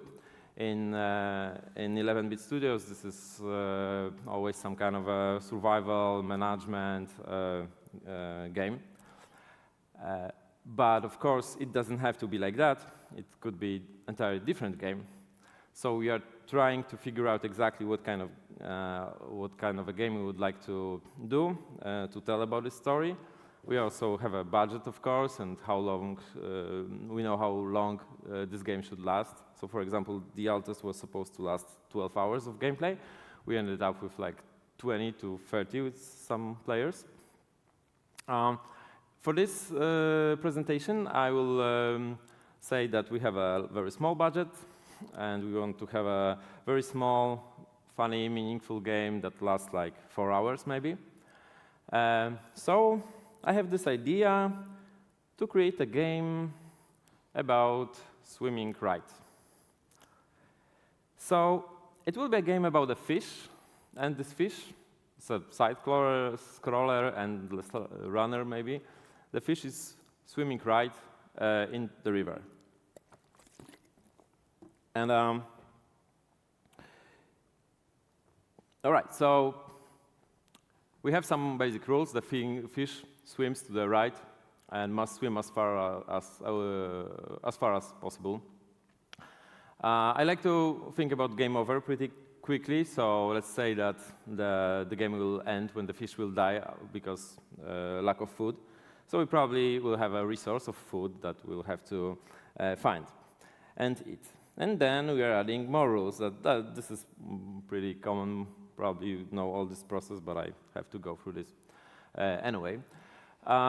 So maybe fish can have some boosts, like maybe it uses the current of the river. Maybe it can find some power-ups there, or can get some help from other fishes, collect some super points. Maybe we need some more resources. We still have that insight and that principle rule in our heads, so the ideas that kicks in might try to be around those points. So maybe there is some social score, how other fish likes us. Maybe there is a happiness of our fish. So if we have a happiness, maybe there can be also not only game over when the food runs out, but also when the fish happiness drops. And then we get even deeper. So brainstorming with, we like to add some tech trees, maybe some special skills that we can develop to like run faster or be more durable or whatever. If we have a tech special skills and a tech tree, we're gonna have a new resource like stamina, for example. And then we have this great idea that we can have like electric eel, and this eel is going to like charge our fish with electricity, and the fish is going to like lose HP but recharges energy. And then maybe we put like some combat with other fishes, or the fisherman with the rod that's gonna be a boss fight and stuff like this. What kind of a builds player can build on that? And so we have a lot of nice ideas, and we have some guiding lights. So we get to another point where we have to get rid of everything we don't need. And this getting rid of all those ideas with huge quantities is, again, very important part of our process. So before I get to removing things, I would like to get to the last point from our list, which is Zeitgeist. And for me, this is a list of phrases that somehow allows us to find relatability between the game and the player's life. So I'm a player. I don't swim with other fishes. I'm not a fish. I don't have any power-ups, and there's a lot of ideas that doesn't really fit to the insight. And we have this idea for a gameplay, we have this idea what we want to talk about, but then we need to figure out how to find good relation between what we show in a game and the player's life, because only after that they can really relate and they will start thinking about those problems or, I don't know, things. It doesn't have to be problems. So for our example, it will be we discover that not everything we are told about our life is true. We are very receptive to the judgment of other people. We often chase other people's dreams. And we face the problems that are passed down from generation to us. So, okay, we have our zeitgeist. We know what we want to put in that game. We know what are our insights, what's our main like guiding, main phrase. So we are getting again to removing everything. And here, in terms of mechanics, we remove really, really a lot of stuff. And we are trying to be as focused as possible. And the biggest and the most important decision for us, like the decision-making process for us, is to find those mechanics that can cover as much gameplay, but also storytelling and meaningful areas as possible. And because we've earlier figured out that insights, that zeitgeist, and that guiding sentence, now it's much easier for us to say, okay, does it fit or not, does it fit or not? So I stay with the tutorial and the idea that the fish morphs into different shapes. And I'm going to use those two examples to show you why this kind of mechanics are nice and how they can actually work on so many levels at the same time. So the tutorial is, well, I don't say that every game needs a tutorial, but I like when my game has a tutorial, so that's why I added it here, but I will get there later. But let's start that the fish morphs into different shapes. So gameplay-wise, it is nice because we can have many different strategies based on morphing shapes. We can also have like new interesting mechanics that were not possible maybe with regular fish. Now it can swim faster or slower. Maybe it can overcome some kind of obstacles with new shapes, stuff like this. But also we can add new shapes progressively, and we always like to add new mechanics progressively throughout the game because this keeps the player enjoying the game. And but then there is meaningful part, and it also fits nice to the game because it has a meaningful elements. So it tells us the story of adaptation to our life. The progressive addition of these shapes may symbolize our personal development over time. But at the same time, we can give those shapes as something that we get from other fishes maybe, or maybe interesting events in our life. So whatever happens in that river, whatever new levels or challenges the fish will have to overcome, they can end up with very interesting new shape that, from the level of mechanics, support the storytelling. And there's another thing. So there's not too much fish that can morph like that. And it often happens that when you are so focused on making game from the side of an insight and the story, we at some point figure out that one of the basic elements from the mechanics side or the world building side doesn't fit. And this is something that we, again, do. We get rid of that idea, even if it was a really core idea. And most of the time, it works pretty well. So let's change it. And we are not actually a fish. We are a blob. We are a shape-shifting blob swimming through the river. We are raised by other blobs, our blob parents, and we are meeting other blob friends and blob mentors throughout our travel. And that's it. We're gonna make this change. Now we are more happy about it. Or not. Maybe it's gonna be something else. The process is always complicated. All right.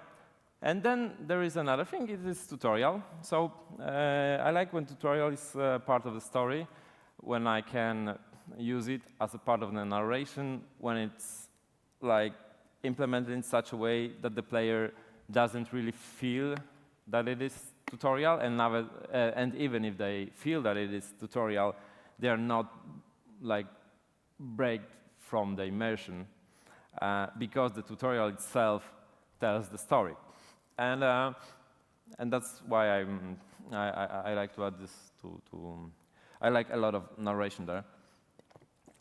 So I'm trying to figure out, okay, so I need to have a tutorial. I know I'm gonna tell part of the story in that tutorial. So how I can change the tutorial in such a way so it actually support the game on so many levels, not only on a mechanical level, but also on that inside level. So I'm getting back to our insight, to our main guidance, to our zeitgeist. And again, I'm trying to figure out what I can do with the tutorial to support that. And I think to myself, okay, so tutorial is about learning how to play. This is a game about life, so tutorial is actually something that teaches you how to live. So maybe let's make it like your blob parents or mentors are the creatures that are giving you those information, that are telling you how to live. And this will introduce you into the world building. This will create this nice a connection between mechanics and storytelling. But then, what if the tutorial is actually deceiving you? What if at some point of a game, you realize that it was lying to you? That everything you learn about life, at some point, might not be true. And then again, I'm creating a subjective idea here. I'm imposing my agenda to the player, so I have to be very careful about it. I have to give the player the ability not to the ability to finish the game using that tutorial. But at the same time, it would be very nice maybe to have this nice toy where at some point, after we learn like the very basics, because we have to tell them how to, swim the blob, that they will start to discovering that this tutorial is fake. That maybe when Mama Blob tells us that we have to get as much score as possible, maybe she wasn't right. Maybe when they told us that the power-ups are giving us a lot of power to swim faster, maybe they didn't tell us about the drawbacks of using those power-ups and stuff like this. Yeah, so basically that would be all. And I would like to sum it up for you at the end, how the process looks like. So again, we start from figuring out what we would like to talk about and making sure that everyone is happy about this and like to talk about it, learn about it. And everyone in the team is focusing on this and understand this the same. We have the general idea for the gameplay. Then we go for this insight, and we are trying to figure out those couple of phrases that are the most important. Finally,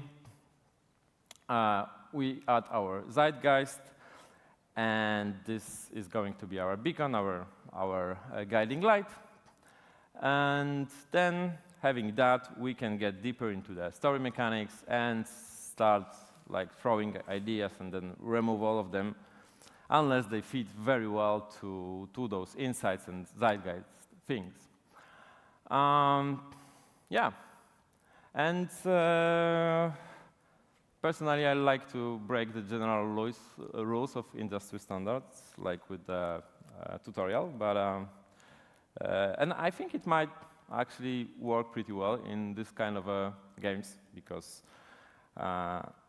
thanks to that, we can again focus more on the story and less on the player playing the game the way they are used to, because they are shocked with different mechanics.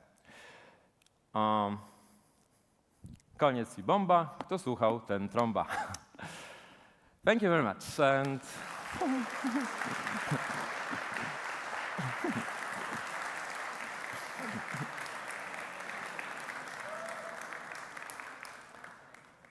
so I don't know how much time we have. Probably, okay, like 15 minutes. So I would like to hear your questions, if you have any. Yep. Excuse me, I see there's a guy with a microphone, so probably.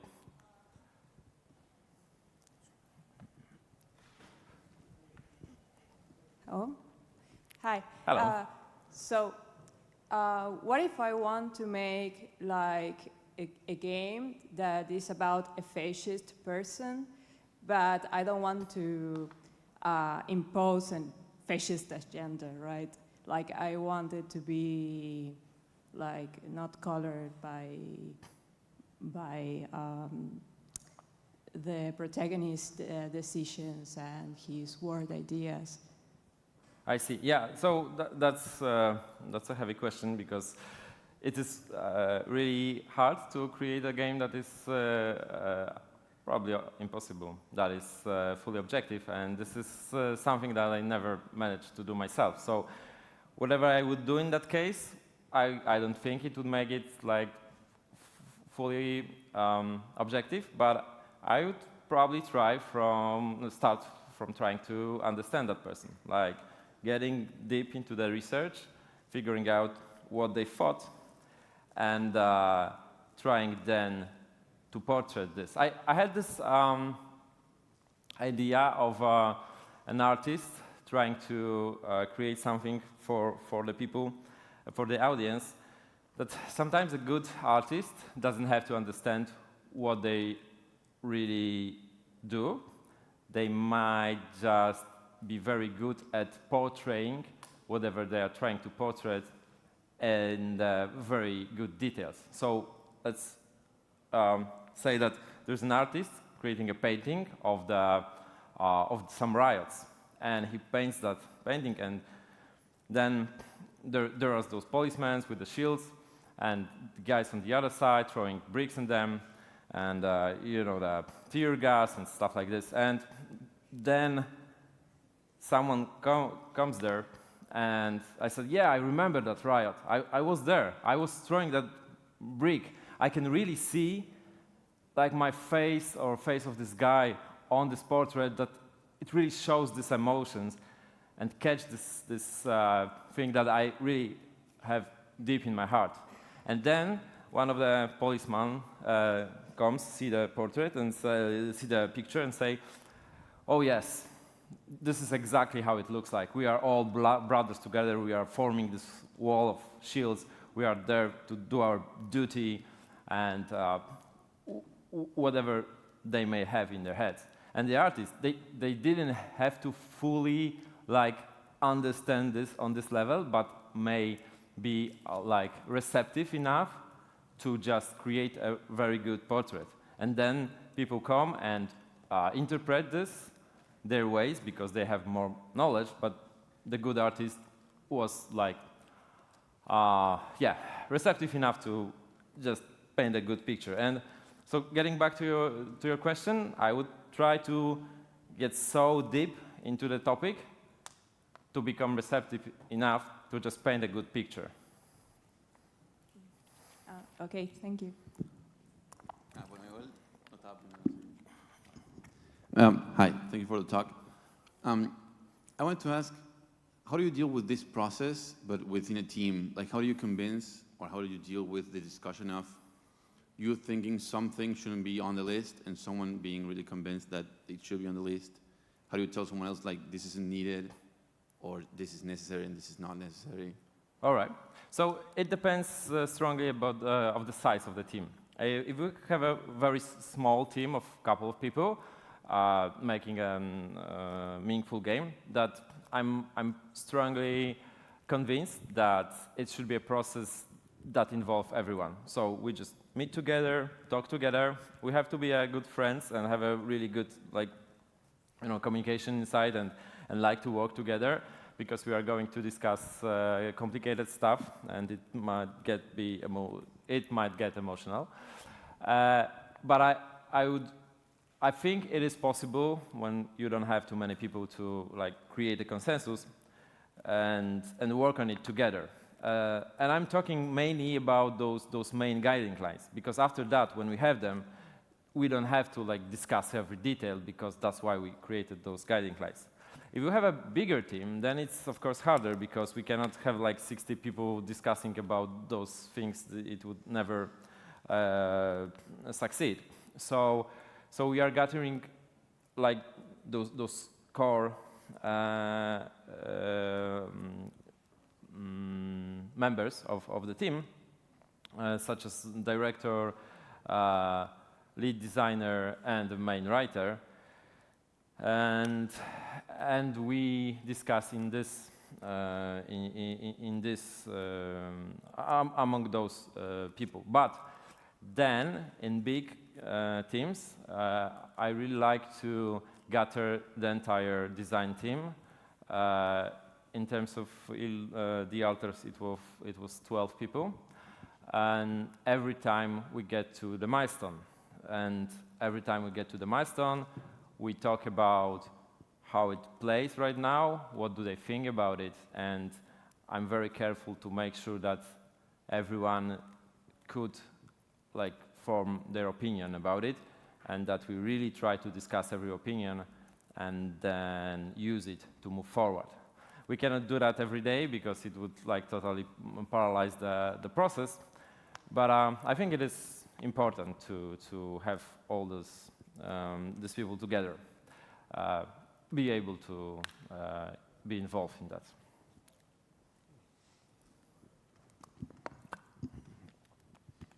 I have a question.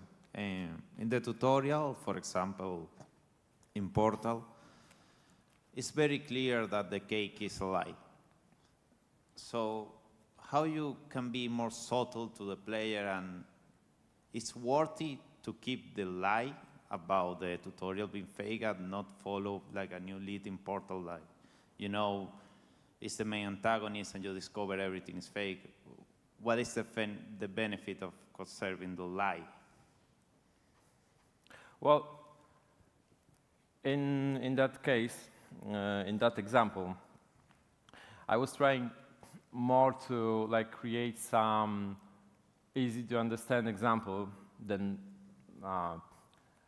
sink deep into the game mechanics. Yeah, of course, when we get there, we'll probably have a lot of problems figuring out how to actually achieve that. But if I would,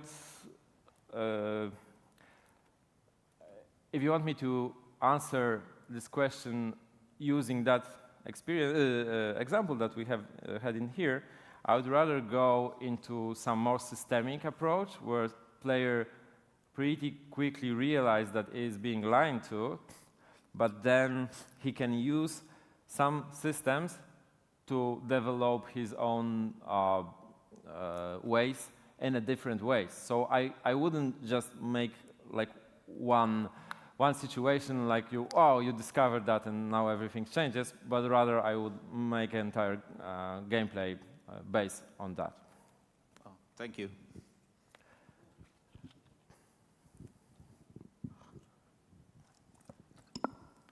Hello. Hi. Hello.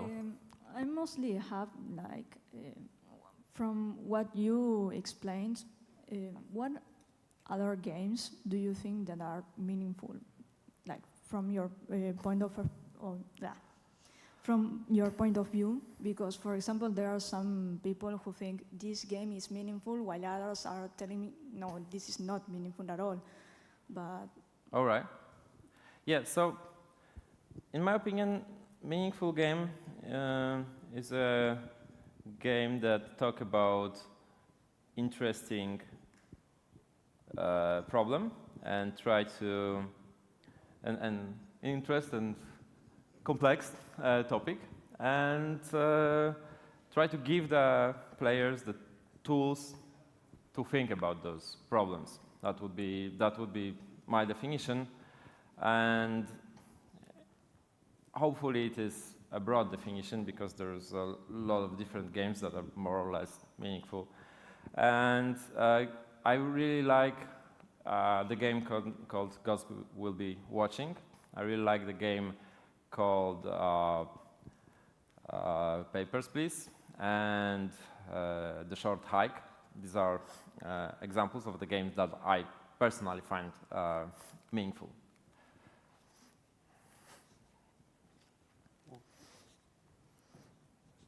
Among other, of course, so just three out of my head.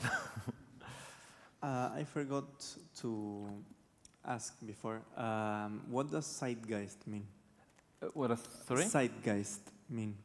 You mentioned it, zeitgeist, insight and zeitgeist. Oh, zeitgeist. Okay.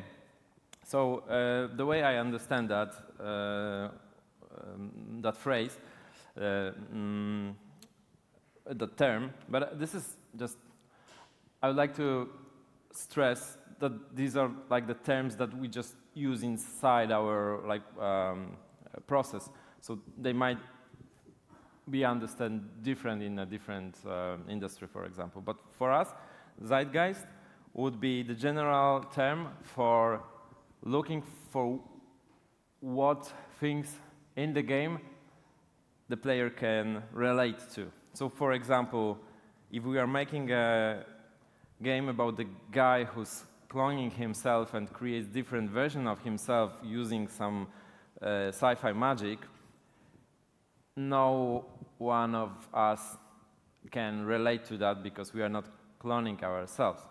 But what we can relate to is that this other version of me maybe had the same problems in their lives that we might have, or have the same dwellings about if I did good or wrong with some decision. So that would be zeitgeist, basically.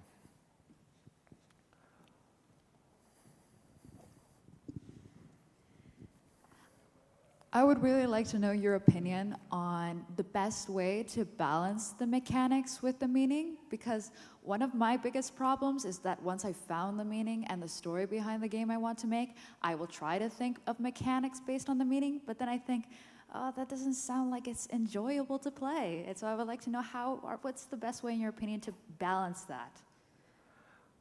All right, so I'm not sure if I ever tried to balance that. My approach would be rather to see if they fit or not. And I think that the more topics from my list of insights and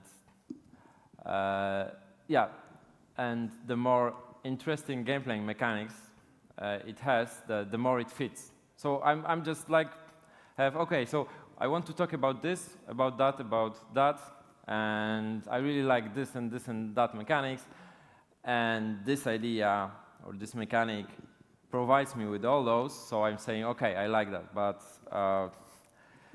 I rarely have like the feeling that I have to take the mechanics and maybe add a little bit to it or remove a little bit for that to balance it perfectly. I got a feeling that, yeah, the main thing about this approach is when we really have this nice list of like guiding lights, then when you finally find this mechanic, it fits pretty well most of the time. Of course, it's fun to play, but that's the whole entire process. Okay. Bien. Rafael, muchísimas gracias. Vamos a Thank you very despedir a much. Rafael Thank you con un very much. gran aplauso.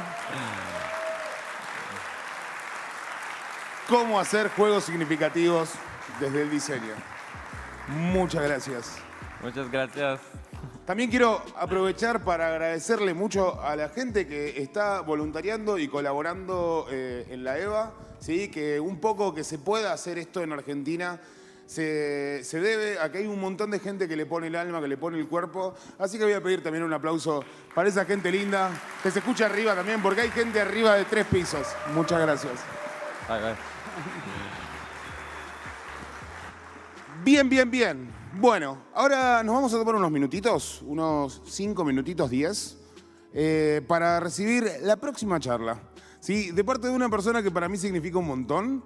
No sé si la gente sabe, hay algunas personas acá que me conocen. Supongo que en casa habrá gente que no tiene ni idea. Yo soy psicólogo, me gustan mucho los videojuegos, hago psicología del videojuego y tuve la suerte, y tengo la suerte actualmente, de poder conocerla, pero para mí era un libro, ¿sí? Era una persona que me hablaba a través de los libros, pero podemos esperar o podemos salir, tomar un poquito de aire y volver.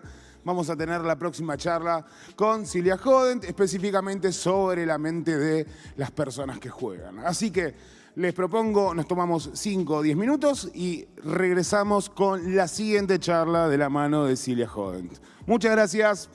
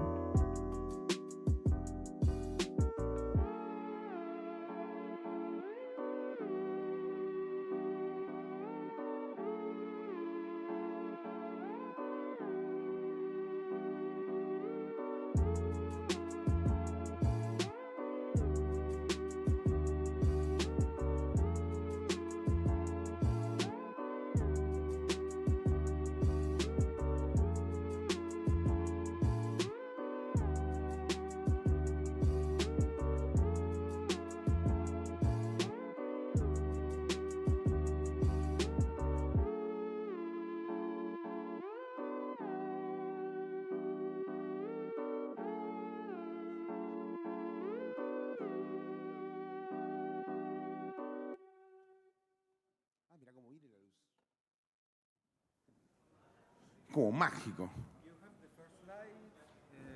It's not up to you. ¿Cómo están? ¿Cómo viene la EVA? Esa, Marian. Otro psico, de acá. ¿Cómo dice que le va? Bien, hasta que nos conocimos. ¿Cómo viene la EVA? Así, dedito para arriba, con lluvia. Bien, esta es la segunda charla de algunas personas. ¿De quién es la primera charla? Bien, ahí está, excelente. ¿Alguien más que sea la primera charla de la que vienen? Ahí vienen ingresando, bien.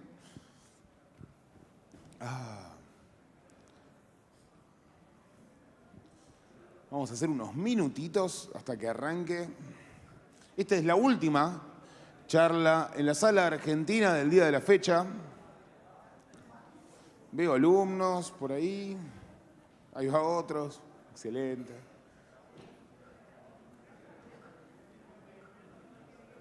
Olis.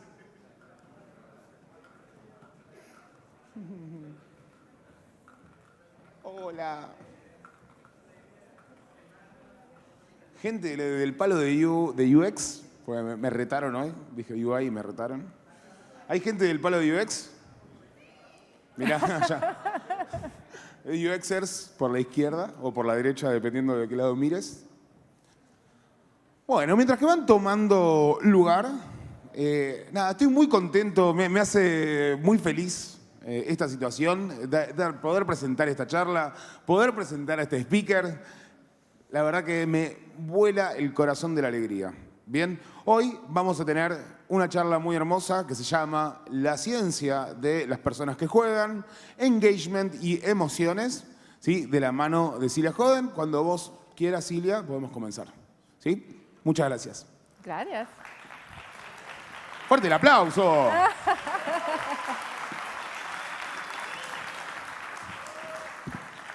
All right. Muchísimas gracias por la invitación. Estoy muy honrada de estar aquí con vosotros para compartir mi experiencia. Me encanta mucho Latinoamérica, quizás porque tengo un nombre latino. Es mi primera vez en su hermoso país y he disfrutado mucho de mi tiempo aquí. Gracias a los magníficos paisajes, a la rica cultura argentina y, por supuesto, a la gente de aquí. Gracias a todas las personas que me recibieron en EVA, pero también en Match Campus, en la Universidad de Rafaela y en Kilaboni Studio en Santa Fe. Sois todos increíbles y espero que podamos seguir intercambiando y que pueda explorar más de Argentina pronto. Tengo que cambiar al inglés porque mi español todavía está muy oxidado, lo siento. For those who don't know me, I've been working in the game industry for the past 15 years, even more than that. I worked at Ubisoft in France. I started in France. I'm French. Ubisoft Paris. Then I worked at Ubisoft in Montreal. Then I worked at LucasArts in San Francisco, working on Star Wars games. Yeah, like Star Wars 1313. Like, I know. Then I worked at Epic Games, where I became the director of UX at Epic. I worked on many different projects. I worked on Unreal Engine 4. I worked on many games, VR games, phone games, and Fortnite, maybe. You heard of Fortnite. And then I left Epic in 2017. And since then, I've been working as a freelance consultant. So I try to spread the knowledge of UX everywhere I can. If people want to hear it, I'm always happy to talk about it. How many of you know UX well here? My UX folks are here? Yeah, awesome. We need more UX people. And I hope for those who don't know much about UX, I will convince you today that you need those UX people. So for those who don't really exactly know what UX is, I love to show this slide. It's a bit simplistic, but the idea is when you design something, so here a park, if you are staying in a silo, this is what you will design. So it's in your head, this is what you want to do, this is your intention, you draw the park, and then you build it and you ship it. If you don't test it with real people, this is what can happen. The experience of some users is going to be very different from the design that you intended. And that's why we need to think about the users very early on so that we can offer them the experience that we want for them, and taking into account their perception, their motivation, their emotions. And we have to do that very early, because if we don't, we patch too late, and it's not really solving the problem.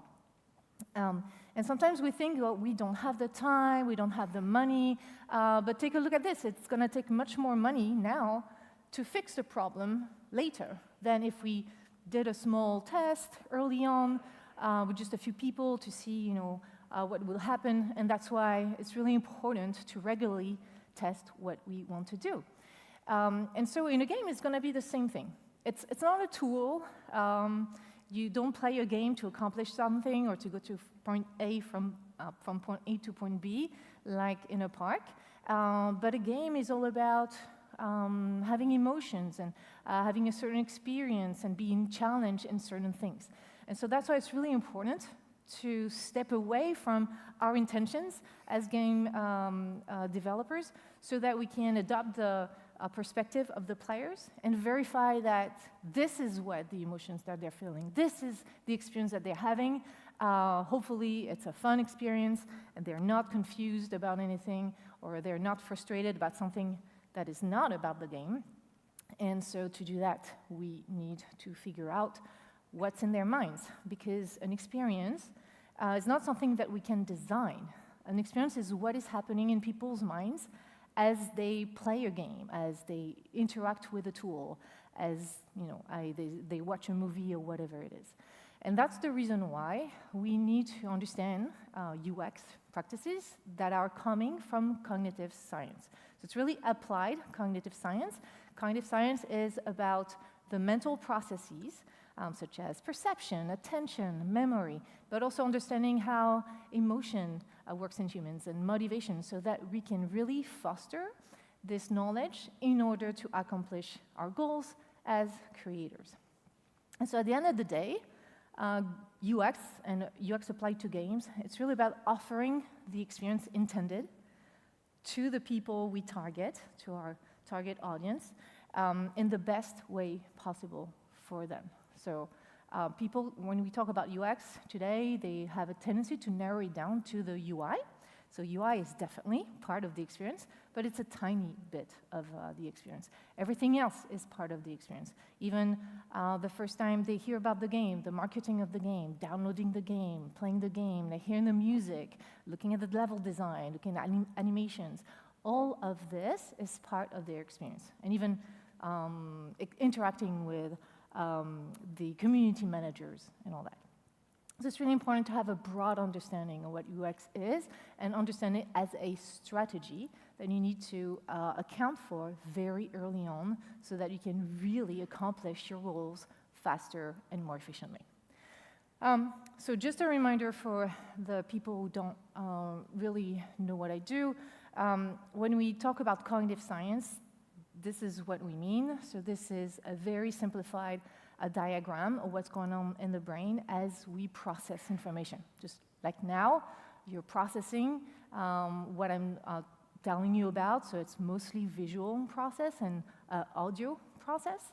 That can be tiring, especially if English is not your native language, so you have to translate in your head.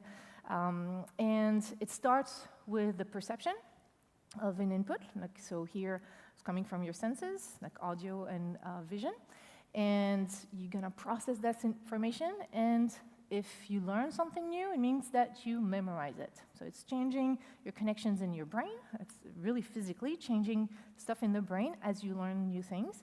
And of course, there's a lot of factors that are gonna change the quality of the process. So attention is something that we look into very carefully, because the more you're going to pay attention to something, the better you're going to process it, and therefore the better you're going to remember it. But emotion is really, and motivation are really important, because if you're motivated to listen to something or it carries some emotional weight, we are more likely to pay attention. So these are really it's really simplified. The brain is much more complex than this, of course.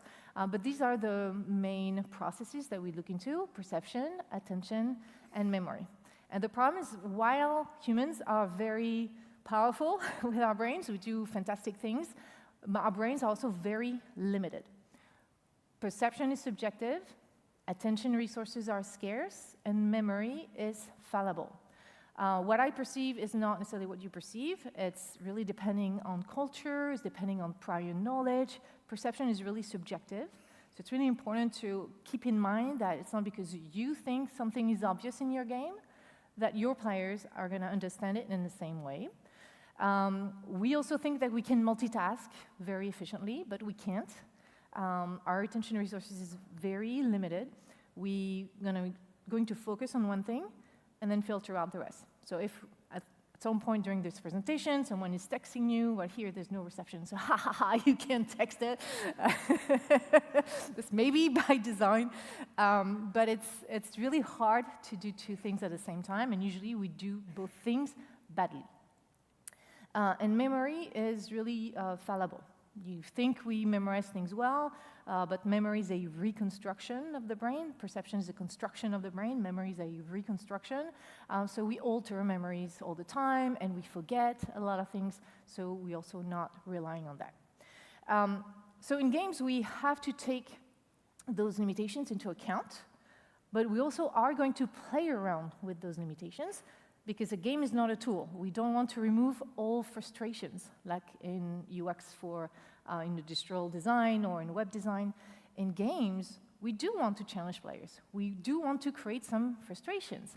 Like if you lose, it's a frustration that is by design. If you play a game that is multiplayer, some people are going to win, some people are going to lose. You're going to be challenged by difficult monsters to destroy. That's by design. So we can challenge attention in many ways. Action games challenge attention. We can challenge perception. A game like Monument Valley is challenging your perception of perspective. We can sometimes also challenge memory. Some games are about memory. So what matters, if you want to create emotional experiences and think about how to motivate people, is first of all, define where do you want to challenge players and where you don't want to challenge them. Because the brain is very good at making sense of the world with very little information. I did this version for the Spanish-speaking people here. We're going to understand things with really just a little bit. We're going to fill the gaps.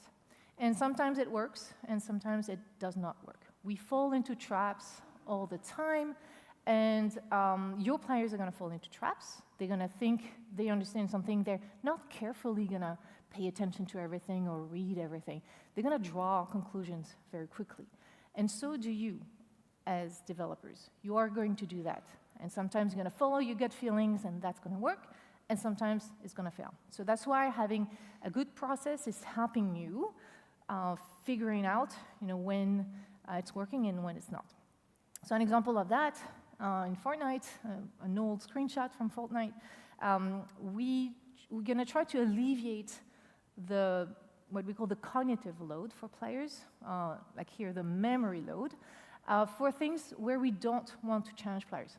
So Fortnite is a game where we want players to make decisions into what they have to craft, depending on the recipes that they have available, depending on what sort of challenges they have ahead, what they're trying to accomplish in the game at that moment, and depending on the resources that they have. What we don't want is, for example, to have to remember the recipe. We want them to make a tactical decision, to look at, okay, what are the recipes that are available to me? What would be a good decision for me to craft in this situation? And so this is where we want to put the challenge. We don't want to put the challenge into having to remember the name of the weapon, having to remember what ingredients they need, how many of each, and what ingredient is missing.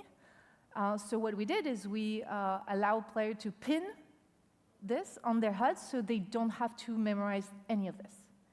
And this is here to alleviate the memory load, because this is not where we want to challenge players. So we really try to think how we can be engaging for players so that they can be motivated into being up for the challenges that we set for them. And it means alleviating the load for where we don't want to challenge them. So that's why, again, it's really important to define what is the experience of your game. Where do you want to challenge players? Where do you not want to challenge players? And who are your players?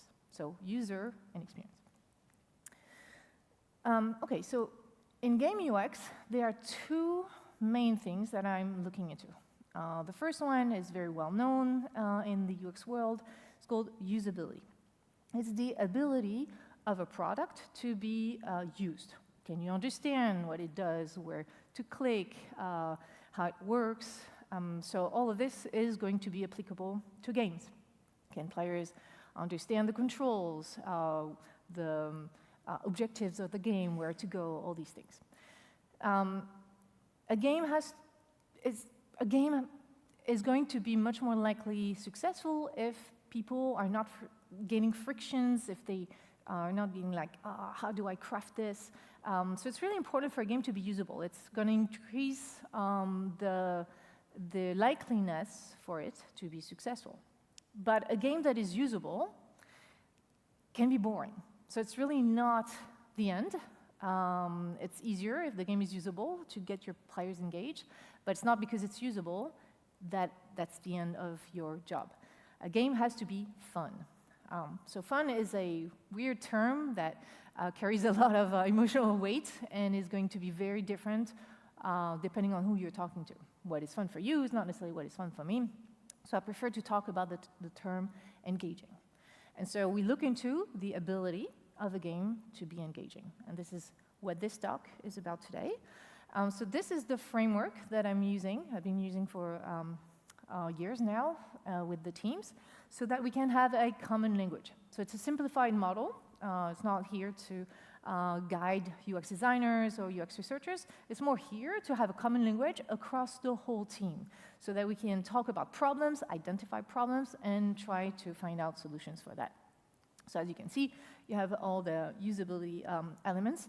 And there's a lot of things that can go wrong just with usability, and that's why you need UX designers on your teams so that they are trained in human factor psychology, and they're trained into all those usability heuristics. You do have this expertise here in Argentina. Point in case, yesterday, Constanza Brax gave a talk on UX design guidelines, so those people are here. Listen to them. They can help you save a lot of time and be much more efficient for your team, especially if you have a game with a lot of systems. That means a lot of interaction design and a lot of UI design. But to go back to engageability, what we're gonna care here is mostly motivation. There is no behavior, no action from anyone if there is no motivation. You would not be here in this room listening to me if you were not motivated to be here. Maybe your boss or a friend dragged you here, you didn't really want to, but you're being forced by someone. It's still a type of motivation. I hope that you're here because you're interested in this talk. But either way, if you were not motivated, you would not be here. So it's really important to engage your players to understand why should they care about your game. And so this is what we're going to look into. The problem with motivation is that we have a lot of theories of motivation in psychology and in cognitive science. So it's a little bit difficult to really be able to anticipate what's going to work and what is not going to work. We have too many theories, and we don't have one theory that can unify everything and can explain all of human behavior. So here, to simplify, I'm just going to talk about two main types of motivation: extrinsic motivation and intrinsic motivation. Extrinsic motivation is we do something not because we care about that activity, but in order to gain a reward that is external to the activity. So in games, we know how to do that.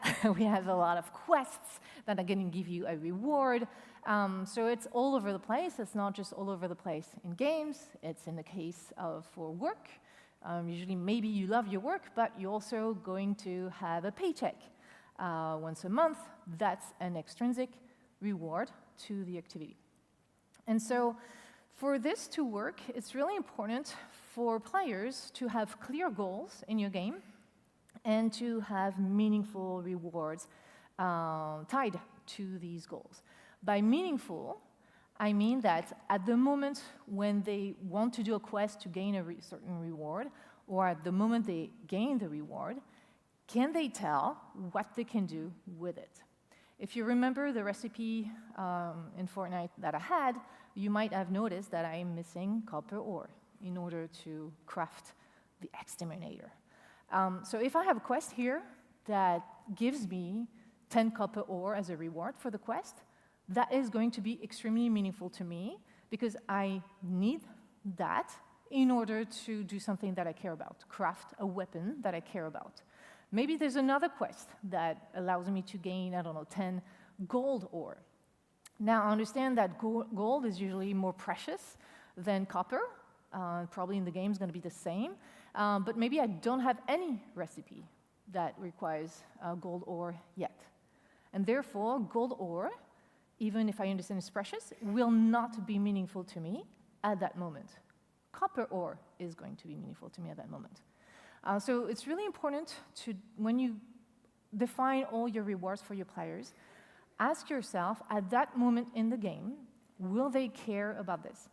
Will they know why this is a meaningful reward for them? If the answer is not sure, it's probably not going to be motivating for them. And this is something you can test. You can, if you do a playtest session with real players from the outside world, you can ask them, okay, this is the reward that you would get from this quest. Do you know what to do with this? If they have a good answer for this, then okay, it's probably meaningful. If not, you need to rework your rewards at that moment in the game. To guide you, think about the rewards not as an ending point, just to reward the person for doing the quest, but think about the reward as a starting point towards the next goal. So usually in games, we have short-term, medium-term, and long-term goals. Long-term goals are going to include the aspirational goal for the game, so save the princess, save the world, be the best hero, catch all the Pokemons. And that's going to be taking a long, long time. So even though it's good to have an aspirational goal for your game, it's not enough to motivate your players to keep playing. Because it's really hard to see your progression towards these super, super long-term goals. So that's why we have medium-term goals. These are the ones that we're not going to achieve right away, but we know that, given some effort, we will reach it maybe in 2 days, or in a day, or in a week. So we have different medium-term goals. And those medium-term goals are what's going to make the short-term goals and associated rewards meaningful. Because we know we're going to catch another Pokemon, because then I can level it up, and hopefully I can beat one of the gym trainers at some point. This is how we want to play one other game, to get like one other thing, because we know this is advancing my medium-term goal. So it can be expressed in the UI, it can also be expressed in the environment. If you play World of Warcraft, and you start walking around, at some point, I need to go all the way there, it takes you forever, and then you see someone passing super fast because they're on a mount. You're like, whoa, I want that. How do I get a mount? And this is how you're going to figure out. You're going to set this goal for yourself. I want a mount. What do I need for this? So what matters is why. Why should they care about having a mount? They care because obviously it goes much faster. And then they will define how to get it and what they need to do. But that is not as important as why they should care. And so our goals are really to help players figuring out why they should care about all the stuff in your game. And then they probably will figure out how. It's easier to engage them that way rather than tell them, oh, you should get more coins or level up because then you have a mount. Let them feel the need to have a mount. Usually in games, we always show a locked door before making the player earn a key.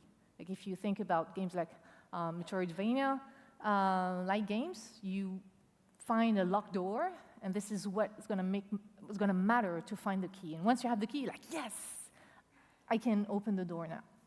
That makes the reward meaningful. So that's for extrinsic reward, and obviously, you know, when you level up, you're going to have new things, but it's not enough. There's also intrinsic motivation. Intrinsic motivation is when we do something for the pleasure of doing them. And usually, there's not a real dichotomy between extrinsic and intrinsic. I'm going to show you why later on. But it's important to understand the difference theoretically so that you can make sure you combine those two types of motivations in your game. Intrinsic motivation, like I said, you don't really care about the reward for it. You just care to do the activity. And in many ways, playing a game is very much an intrinsic activity. You play a game to just have fun. We have a very strong theory in psychology that explains intrinsic motivation. So it's called self-determination theory, SDT. And the theory explains that we are more intrinsically motivated to do an activity when this activity satisfies our needs for competence, autonomy, and relatedness. Competence, of course, is going to be really important in a game because we have a lot of challenges. And it's not necessarily about winning everything. It's not always thinking that we are first in everything and we master everything. It's about feeling that we are progressing. So in a game, if you are losing, like for example, in a battle royale type of game, you're unlikely to finish first. But you're very likely, if you play a few games, to get better in the rank. That's competence. You're feeling progression. It's extremely important for your players to feel that sense of progression. It can be skill-based. If you think like a game like a Twitch skill game, a game like Rocket League, you have to practice to get better. If you make more kills, or if you make more goals in a game, you feel that you're better, really, in your skills. But it can be more artificial. If you think of a game like RPGs, you just earn experience points. With these points, you can spend them to buy new abilities, and those abilities artificially are making you more powerful within the game world. So either way, it's really important to have that sense of progression. And this is why progression bars are so powerful. You know, like the level up that I showed you earlier. It's not just because we know that we're gonna earn, you know, that new thing. It's also because we see ourselves progressing. We know that now we're more powerful in the game. We have that sense of growth. So it's really important for players to have this. The red flag for your game is if your players are failing something or dying and they can't explain why. And if they try again, they're not getting any better. This is typically a red flag. You need to work on this before you ship the game. It's okay if your players fail something or die, as long as they understand why, and then next time they can get better at it. Autonomy is also very important. We need to be able to express ourselves. We see that in our clothing, for example, and also in the ability to make meaningful choices. So in games, when you have a lot of possibilities, think about a sandbox game, GTA, I know it's been pushed again, but this is the sort of games that people really love because it's a sandbox. There's so many things you can do. There's no one way to solve a problem. You can approach it in different ways. And also at work, when your boss is giving you an objective, but you can do whatever you need to do to accomplish this objective, you feel much more autonomy than if you are micromanaged in your job. So again, games that offer a lot of possibilities where your choice matters. Think about a narrative game when you have a lot of an interesting decision tree, like The Witcher or Minecraft. So it's a game also like a sandbox, and you can also be creative and do whatever you want. These are games that offer a lot of autonomy. You can also have a smaller impact of autonomy if you let players choose their avatar or choose their dance moves, like in Fortnite. But it depends on if your players can see themselves look cool. So usually allowing for customization is going to be much more powerful if your game is in third-person camera rather than first-person camera. So think about all that. You don't need to check all the boxes. Make sure you put your effort where it's really going to be meaningful, again, for your players. And last but not least, relatedness.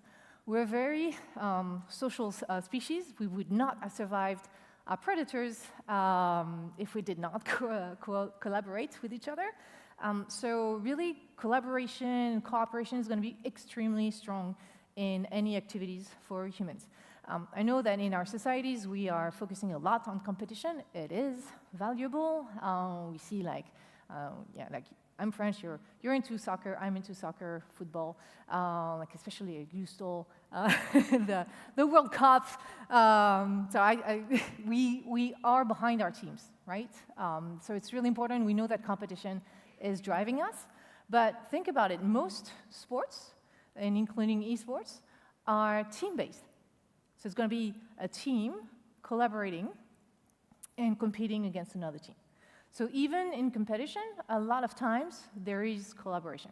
So collaboration is really even more strong than competition. And there's never someone sad in cooperation.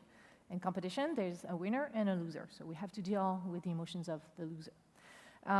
So any time where you have a team and everybody has a specific role that they can choose, so they have autonomy into choosing their roles, and if they can be competent into accomplishing their roles, like they feel they are really useful to their teammates, that their teammates are useful to them, this is where you can have competence, autonomy, and relatedness.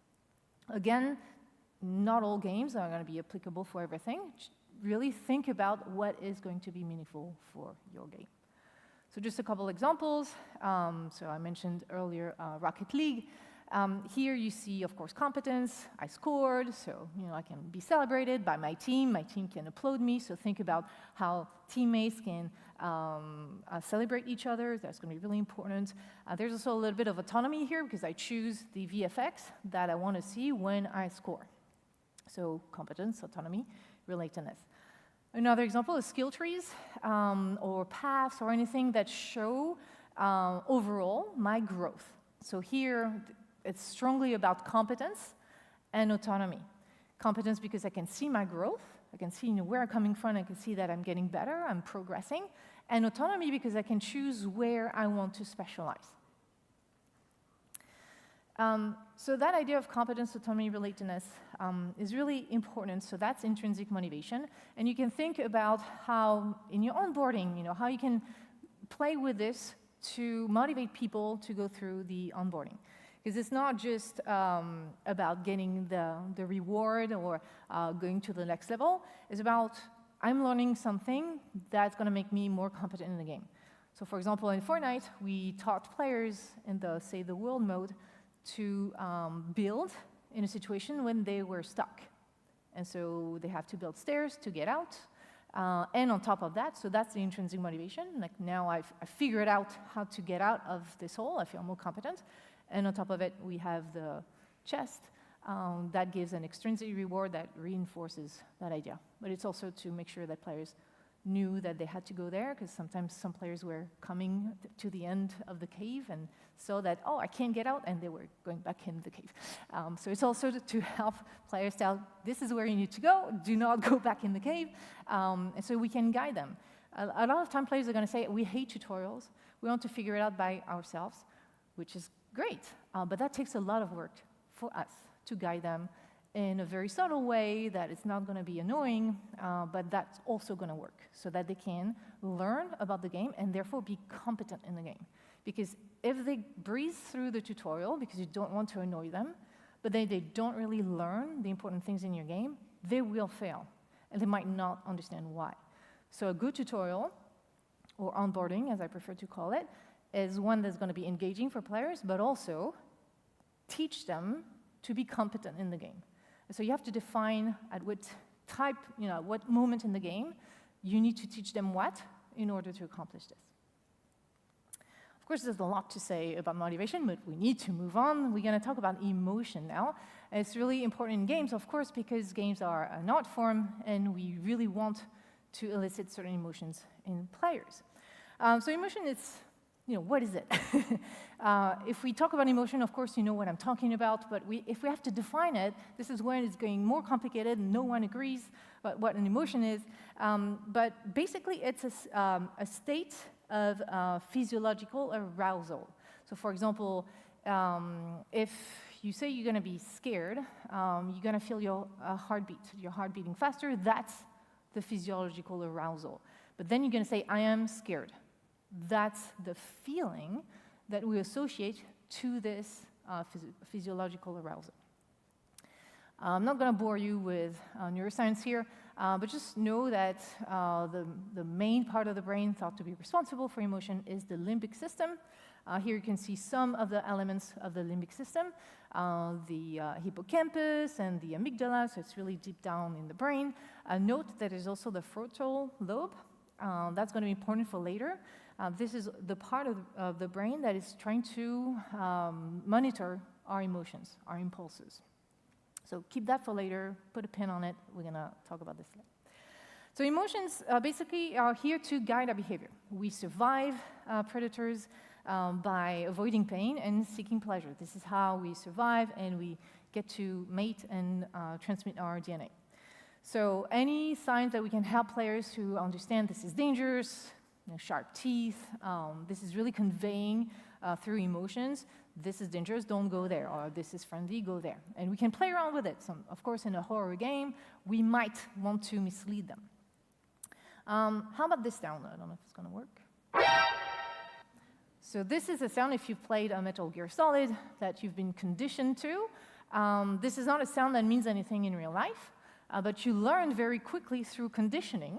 So that's a direct learning from experiencing the environment, that when you hear that sound and when you see the associated exclamation point, it means that the enemies are about to see you, to notice you, and so you have to do something like either hide quickly or kill everyone.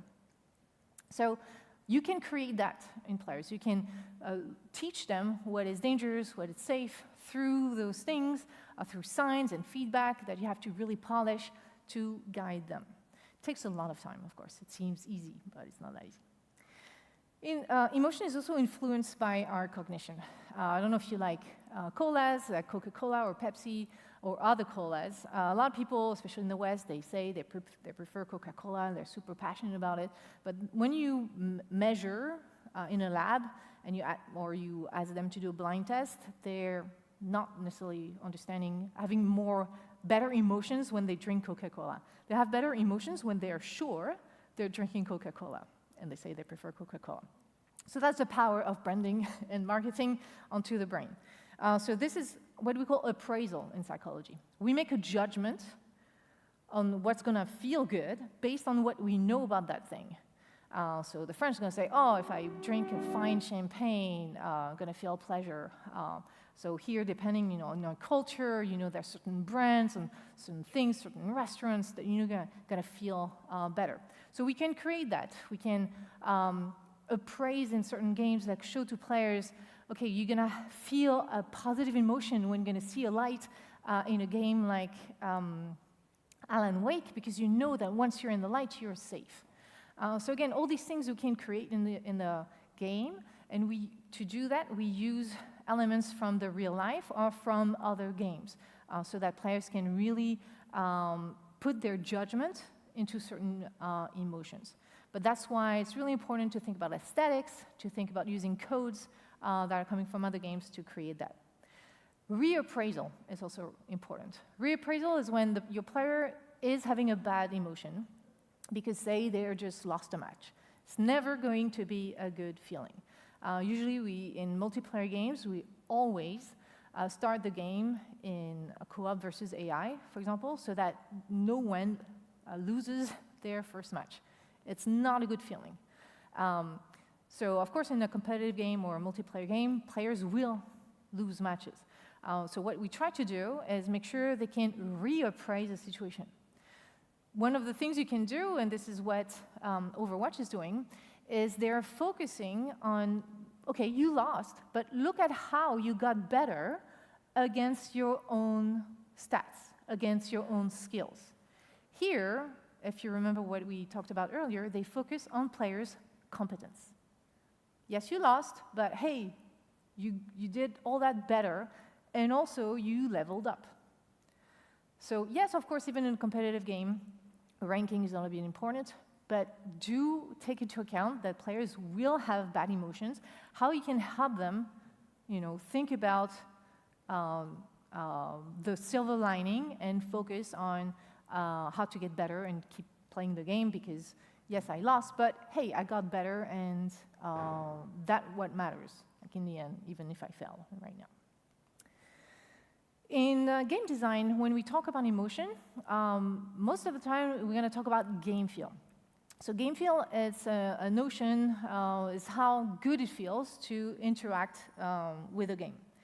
So it's, the 3 C's. So the 3 C's are going to be control, camera, and characters. So the camera is going to have a huge impact on how it feels for your game. Of course, if you're going to make a horror game, you're going to choose a first-person camera that you don't really see well the horizon, because it feels a bit claustrophobic, and this is where you can feel a bit fear. But if you have a strategy game, usually we want top-down isometric camera so that you can really feel you control a lot of things. Camera is going to have a huge impact on how players will feel about your game. Controls as well. Players should be able to control and do the things they have to do without really thinking about it.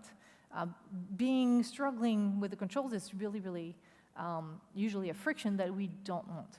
And sometimes we're going to think about the controls really to make players have a different experience. It can be ambitious and sometimes risky, but it might be interesting. Like, for example, in Skate, they really changed the type of controls for making the figures by using the thumbstick to try to reproduce like the feeling of skating. But in any case, players need to be able, like the controls need to flow. If they're struggling with the controls, they're not going to have a good feeling with the game. And characters. We define, especially the player's avatar, to express certain things. This is dangerous, this is friendly, this is what's going on in the life of the character. It's really also important to define that really carefully. So that's for the 3 C's. The other thing that we care about is what we call presence. So presence is not immersion. I'm going to get to this a bit later.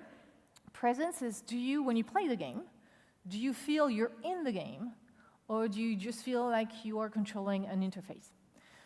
You can have 3 main types of presence. The one that we talk a lot is physical presence. So do you feel like an extension of yourself into the game world?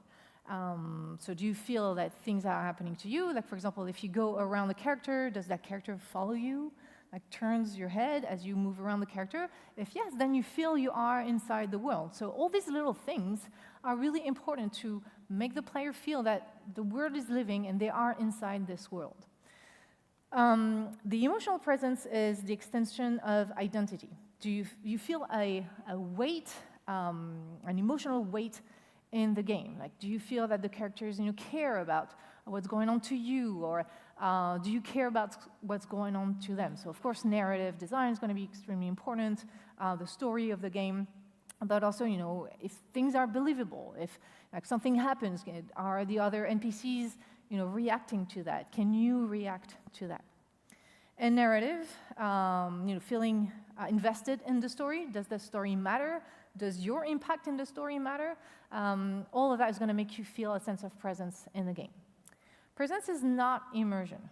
When we say immersion, we want players to be immersed, we mean presence. In psychology, when we talk about immersion, we talk about physical immersion of the senses. Like, for example, VR is the most immersive platform because your eyes are covered, your ears are covered, sometimes you even have gloves, so you have haptic feedback. So that is the most immersive platform. But even on a phone, think about a game like Clash of Clans. You want to build something. And you're not just building something. You press a button and things happen. You have the little characters coming over, and you start, building stuff, and you hear the sounds of, the characters building things. The world is living. You have that physical reality, and things are happening as you impact the world. So all those little details, like sometimes it feels like, oh, it's a lot of work to do all that, but it does matter because it makes me want to interact, your players want to interact with the game as if the game was a livable thing. We're just going to play around with the game because things happen when you do. So particle effect and all these things, like think Fortnite, when you destroy something, you have that wobble impact. That does matter. It makes me feel that the world is really, you have a physical reality of the world. It doesn't have to be photorealistic. It has to have a certain physical reality. The last thing I wanted to talk about here is novelty. The brain is really wired to react to surprise and novelty. Something that happens, like if there's a loud sound all of a sudden, or maybe someone enters here making noise, we're going to turn around because something new can potentially kill us. So it's really, really important for the limbic system to react to these things. So it means for us in games, it's a lot of work because we need to always have something to trigger players' curiosity, because if it's always the same, at some point it's boring and we move on to do something else. So if you think about a game of exploration like Zelda, cracks in the wall, it's going to be subtle, and you realize that, oh, you can explore that, and you try to figure out how do I find the bomb to explode this part. Or you have mimics, like in Fortnite or in Diablo. It looks like a chest, and you open it, and no, it's not a chest, it's a zombie, it's a monster, and so that surprises you. So the surprises are really cool to raise awareness and to make you be more engaged with the game. The problem is that it's only working once. You always have to find a new surprise for the game. Another thing that you can do is using what Naughty Dog is using. They call that rational level design. So they think of the game instead in the sense of mechanics, and they're going to think about for each level, to make it at some point they need some novelty. They need what we call a exotic gameplay, and they're not going to necessarily add something. They might remove a mechanic. So for example, in a level, you might be in a car, and the car is moving for you. So you don't have navigation anymore. This mechanic is taken away from you. And that makes some renewal, and makes something new. Or in Uncharted 3, you're in a ship, the ship sinks. As it sinks, it's rotating 45 degrees. So they just changing also the controls, and they make them rotate 45 degrees. So if you push the stick forward, you're actually going to turn right or left.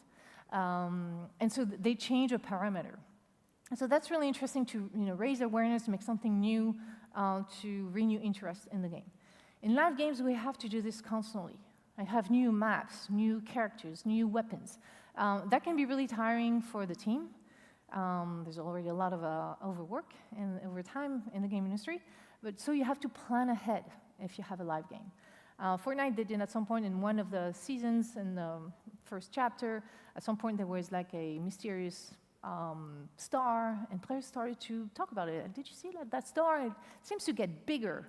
And then they realized, oh no, it's not a star, it's a comet, and it's going to crash on Fortnite. And then they have a countdown, and then all the players wanted to see what's going to happen. That makes the world like having a physical reality that we share. It's a shared space, and we're going to talk about it, and that's a mystery that we're trying to solve together. So try to, if you have a live game, try to find ways to make it really interesting, to make players feel that they're part of that world, to sustain their engagement by using emotion. Game flow is also important. I'm not going to talk too much about it today because we don't have the time.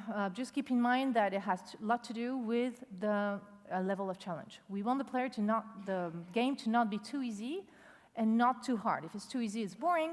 If it's too hard, it raises anxiety. So we try to find the sweet spot. So there was an insightful talk yesterday from Gonzalo Mario Agosta, the Kilabanis.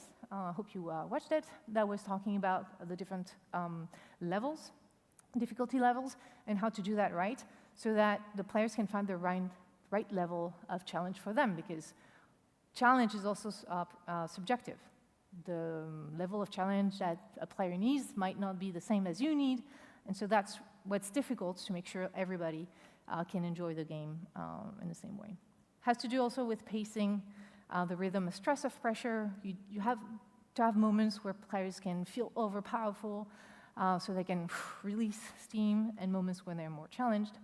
And of course, it means caring about your onboarding, because again, if you don't help your players to be competent in the game, they're not going to be able to reach game flow. So the flow is really when you're into the game entirely, is going to be challenging, but you're really there, you forget about everything, because it's really that level of concentration.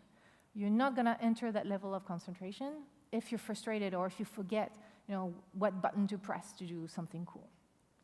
So in onboarding, we want to accompany players, from something easy to learn but still interesting, to something much more in-depth. But that's just the challenge raising. It doesn't feel overwhelming in a game like Plants vs. Zombies. So to accomplish this, plan your onboarding early. This is not going to happen by itself. So think about what your players need to learn, when is going to be meaningful for them, so that you can guide them. Because playing a game is a learning process. So don't think about the tutorials and onboarding as something boring. It should be part of the experience that you offer. So that's it to me. There's no one recipe to make a game successful. That doesn't exist, because there are many different games, many different players. But what we have is ingredients. And with those ingredients, it can guide you into making the recipe for your game.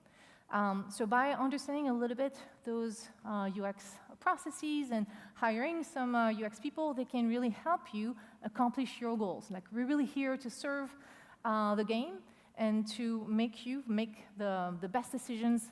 And when something does not work out, we can find it out very early and fix it in a less costly way than if we wait until the game's in beta or worse, shipped. One last thing I wanted to tell you is, because of all that, it means that we are influencing people. The decisions that we make is going to make our players feel different things. A design is never neutral. Emotions are manipulated in all art forms. You might see a movie and cry or laugh. That is manipulating your emotions. So we need to also consider, when we make a game, it is going to manipulate players' emotions. And so we have to consider the ethics in our games. And that's why, if you're interested, you can look at ethicalgames.org. So UX is a mindset. And it's here to improve people's lives with technology. So we care about ethics, and notably around monetization. So things like guilt tripping and loot boxes and playing around FOMO to make people stay in the game. We have to think about the ethics of this, especially for minors. Remember when I told you about the prefrontal cortex, that it's here to manage emotions? This part of the brain is the last to mature. It's only mature at 25 years of age. And so that's why for children and minors, it's going to be harder to monitor their emotions. And they can fall for loot boxes and pay more because it's really hard for them to stop. So ask yourself, it's normal to have pressure in your game. This is part of what makes a game. You want to challenge people. But ask yourself if the pressures designed in your game are serving gameplay. Are they here to make the gameplay more interesting? Or are they here mostly or only to serve business goals?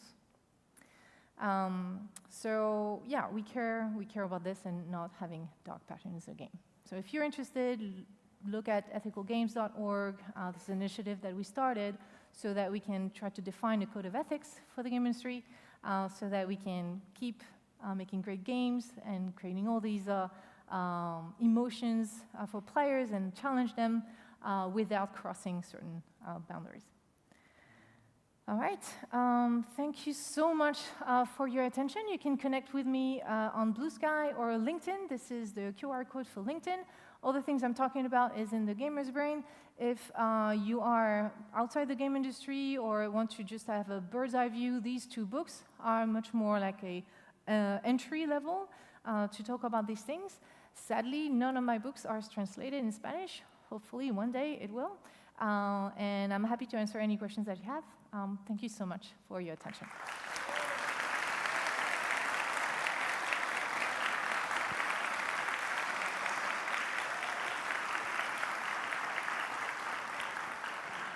Bueno, ahí está, ahí aparecí. Bueno, vamos a hacer una pequeña ronda de preguntas y respuestas, si les parece. ¿Alguien que quiera comenzar preguntando por allá arriba? Ahí.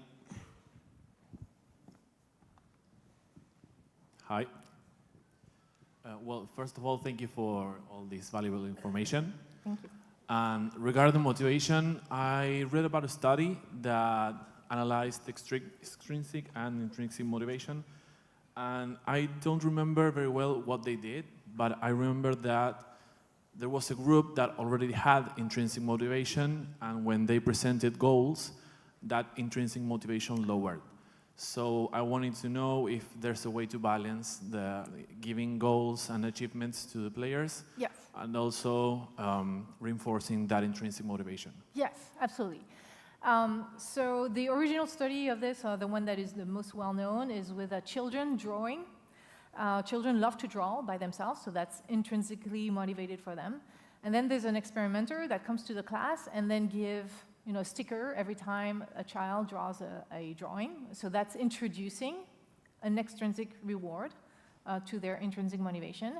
And they observe how it's impacting how much they draw, so it's increasing how much they draw. And then when they remove the reward, they're gone, they saw that they draw less than before they introduced the reward. So this is something that we see. It's not constant. It depends on the studies, it depends on what we're talking about, it depends on the type of reward. So we don't have a definite answer for this. It's extremely complex.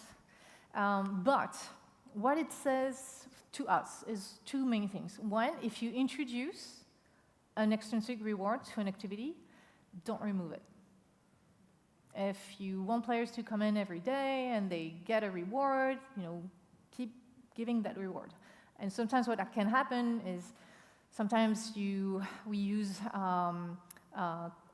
cumulative rewards. So every day you have more and more and more with streaks, for example, up until the day you don't connect, and then you lose everything. That can definitely hurt players' motivation long term, even if they were intrinsically motivating to play your game.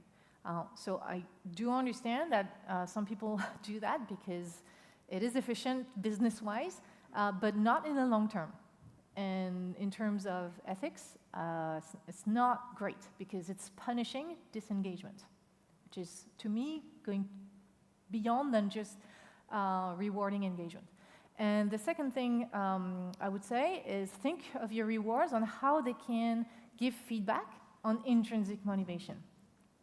If you give just coins, and with those coins you can buy something that is disconnected to what you did or to the story, it's not exactly the same that if you really want to enter a part in the game, but this is really hard and you need a specific sword so that that sword can absorb the evil power of this area. And once you destroy a monster and you earn that sword, you know that this is really making you more competent and now you can enter that area. Or if you earn something that gives you more autonomy, now you can craft something different, or you have more hats or whatever, or it could be something that you can give to someone. So think about how your rewards can really reinforce that intrinsic motivation around competence, autonomy, relatedness. Don't think about the rewards just by themselves. That's really going to help try to avoid these things. But again, we don't have a definite answer, because the problem is it depends on a lot of different factors. So I would concentrate on these two things. If you introduce a reward that is regular and people can anticipate them, don't remove it. And think your rewards really as here to reinforce intrinsic motivation. Bien. Por eso perdí la racha en la aplicación de idiomas y no volví nunca más. ¿Quién sigue? Acá. Acá por acá abajo.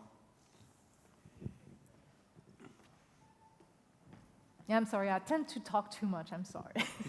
We started late though, it's not entirely all my fault. Do you have water?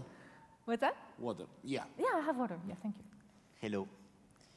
I had a question about intrinsic motivation. You talked about relatedness, and this, I feel like this is completely impossible to implement on single-player games. I wanted to ask if there was a way to like implement that type of motivation on single-player games, like artificial rivals and things like that. Yeah, that's a great question. First of all, if it doesn't match your game, don't try to do it too hard. But there are ways, even if you have a solo game, to think about this. It could be through NPCs. Like if you think of a game like Mass Effect, NPCs matter. And sometimes in Mass Effect 2, you decide who dies. So it makes that relationship that is artificial. It's not with a real person, but that's why the writing and the narrative can be really powerful. We can even have this feeling with objects. Think about Portal with the cube. That's why you have to destroy the cube. Like, no, because it was so much like part of your experience, and that cube meant something to you. It helped you. So we can build those connections, and that's why like think about Pixar movies, the characters always, like even if it's a lamp, you see that it has like human characteristics. So we can try to create this, and that's why it's really important to think about animation and character design to create that. But think also about how you can generate that outside of the game. I'm going to reference to the very first steps of Minecraft. Minecraft initially was solo player, and I might be wrong. There's no way I can verify this, but I believe that game became such a huge hit.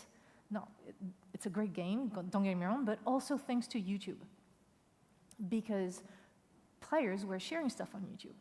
And you might be super young for this, but I remember when it came out, and now I feel old, but there were a player like explaining how to make a fire in your house, and he was explaining, okay, you make a fire, and this is how you do it. It was doing a tutorial for other players, and then that player accidentally burns down his house that he put so many days to put together, and that, I think it hit like over 1 million views very quickly, because the game has autonomy, that's worth sharing, and that's worth watching.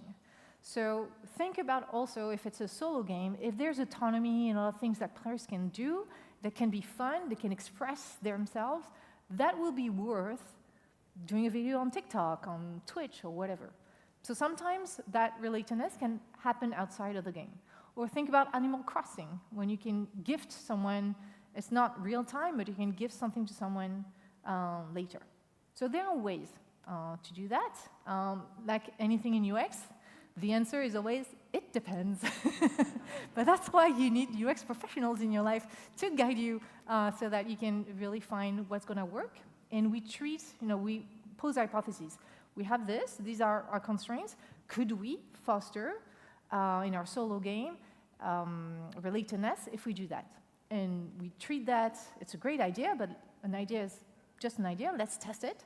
And then we try to find out what works well, and we iterate on it to make it really powerful for players. I hope that helps. Bien. Vamos con las últimas... No, la última. Sí. Perdón, es la última, porque ya no tenemos más tiempo. Ok, perfecto, con la última entonces. The last one. Hi, how's it going? So, what about the grading games? Like the sense of motivation or the sense of progression? Like it's 100% subjective. Like, okay, I decorated my room and that's it. Like, how can I challenge the player with decorating? So decorating is more going to foster the feeling of autonomy rather than competence. But you can try to foster competence. So it could be you need to reach a certain percentage, or there's sometimes what we use with collection games, you don't have everything. So you get a little bit of that feeling of competence by completing your collection. So again, it's going to depend on the type of game and where we can foster that. But we do have this idea of completion or progression. If at the beginning is empty, and then you have a nice house with a nice garden, and then you have, I don't know, butterflies everywhere, you still have that sense of growth that you can create, but usually decorating is it's more about fostering autonomy. Cool? Well, Bien. thank you so much. Un aplauso muy, muy, muy, muy, muy grande. Muchas gracias, Cilia. Muchas gracias. Bien, bien, bien, bien, bien. Fua, tercer día. Bueno, hoy, en este momento, se termina, por lo menos esta es la última charla de este tercer día, lluvioso, lindo, sin embargo, un montón de emociones, nos encontramos un montón, compartimos un montón, jugamos un montón, escuchamos un montón de ideas interesantes. Mañana, sí, mañana, a diferencia de los 3 días que ya sucedieron, la EVA va a comenzar a las 16 horas, ¿pero por qué? Porque hay algo muy particular que solamente ocurre este año, o por lo menos desde los 23 años que se viene haciendo la EVA, es la primera vez que sucede, que es que la EVA va a participar de la Noche de los Museos. Entonces, arranca más tarde, arranca a las 4 de la tarde, pero se extiende hasta las 24 horas. Bien, hoy a la noche es la fiesta de la EVA, pueden comprar sus entradas, ¿sí? A través de Passline, ¿sí? Están ahí, entran, chequean, pum, tarjeta y ya tienen la entrada para hoy a la noche. Se realiza en el boliche Caix, en la Costanera. Que traigan abrigo porque por lo visto va a estar fresco para chomba. Más allá de eso, quiero agradecerles por haber venido. De acá, ¿quién es la primera vez que viene a la EVA? Ok, bienvenidos, bienvenidas. Espero que la estén pasando bien. Y para la gente que nos acompaña durante todos estos años, o que ya nos ha acompañado en algunos otros años, ahí levantan los bracitos. Nada, muchísimas gracias. La verdad es que es un placer y un honor por poder estar acá y poder compartir el tiempo con ustedes. Ahora, a continuación, tenemos una horita más, si no me equivoco, una horita más de EVA Play, así que vayan, despunten el vicio, si les parece bien. Mi nombre es Nicolás Crescenzi y les agradezco de corazón por haber compartido esta tarde con nosotros. Muchas gracias.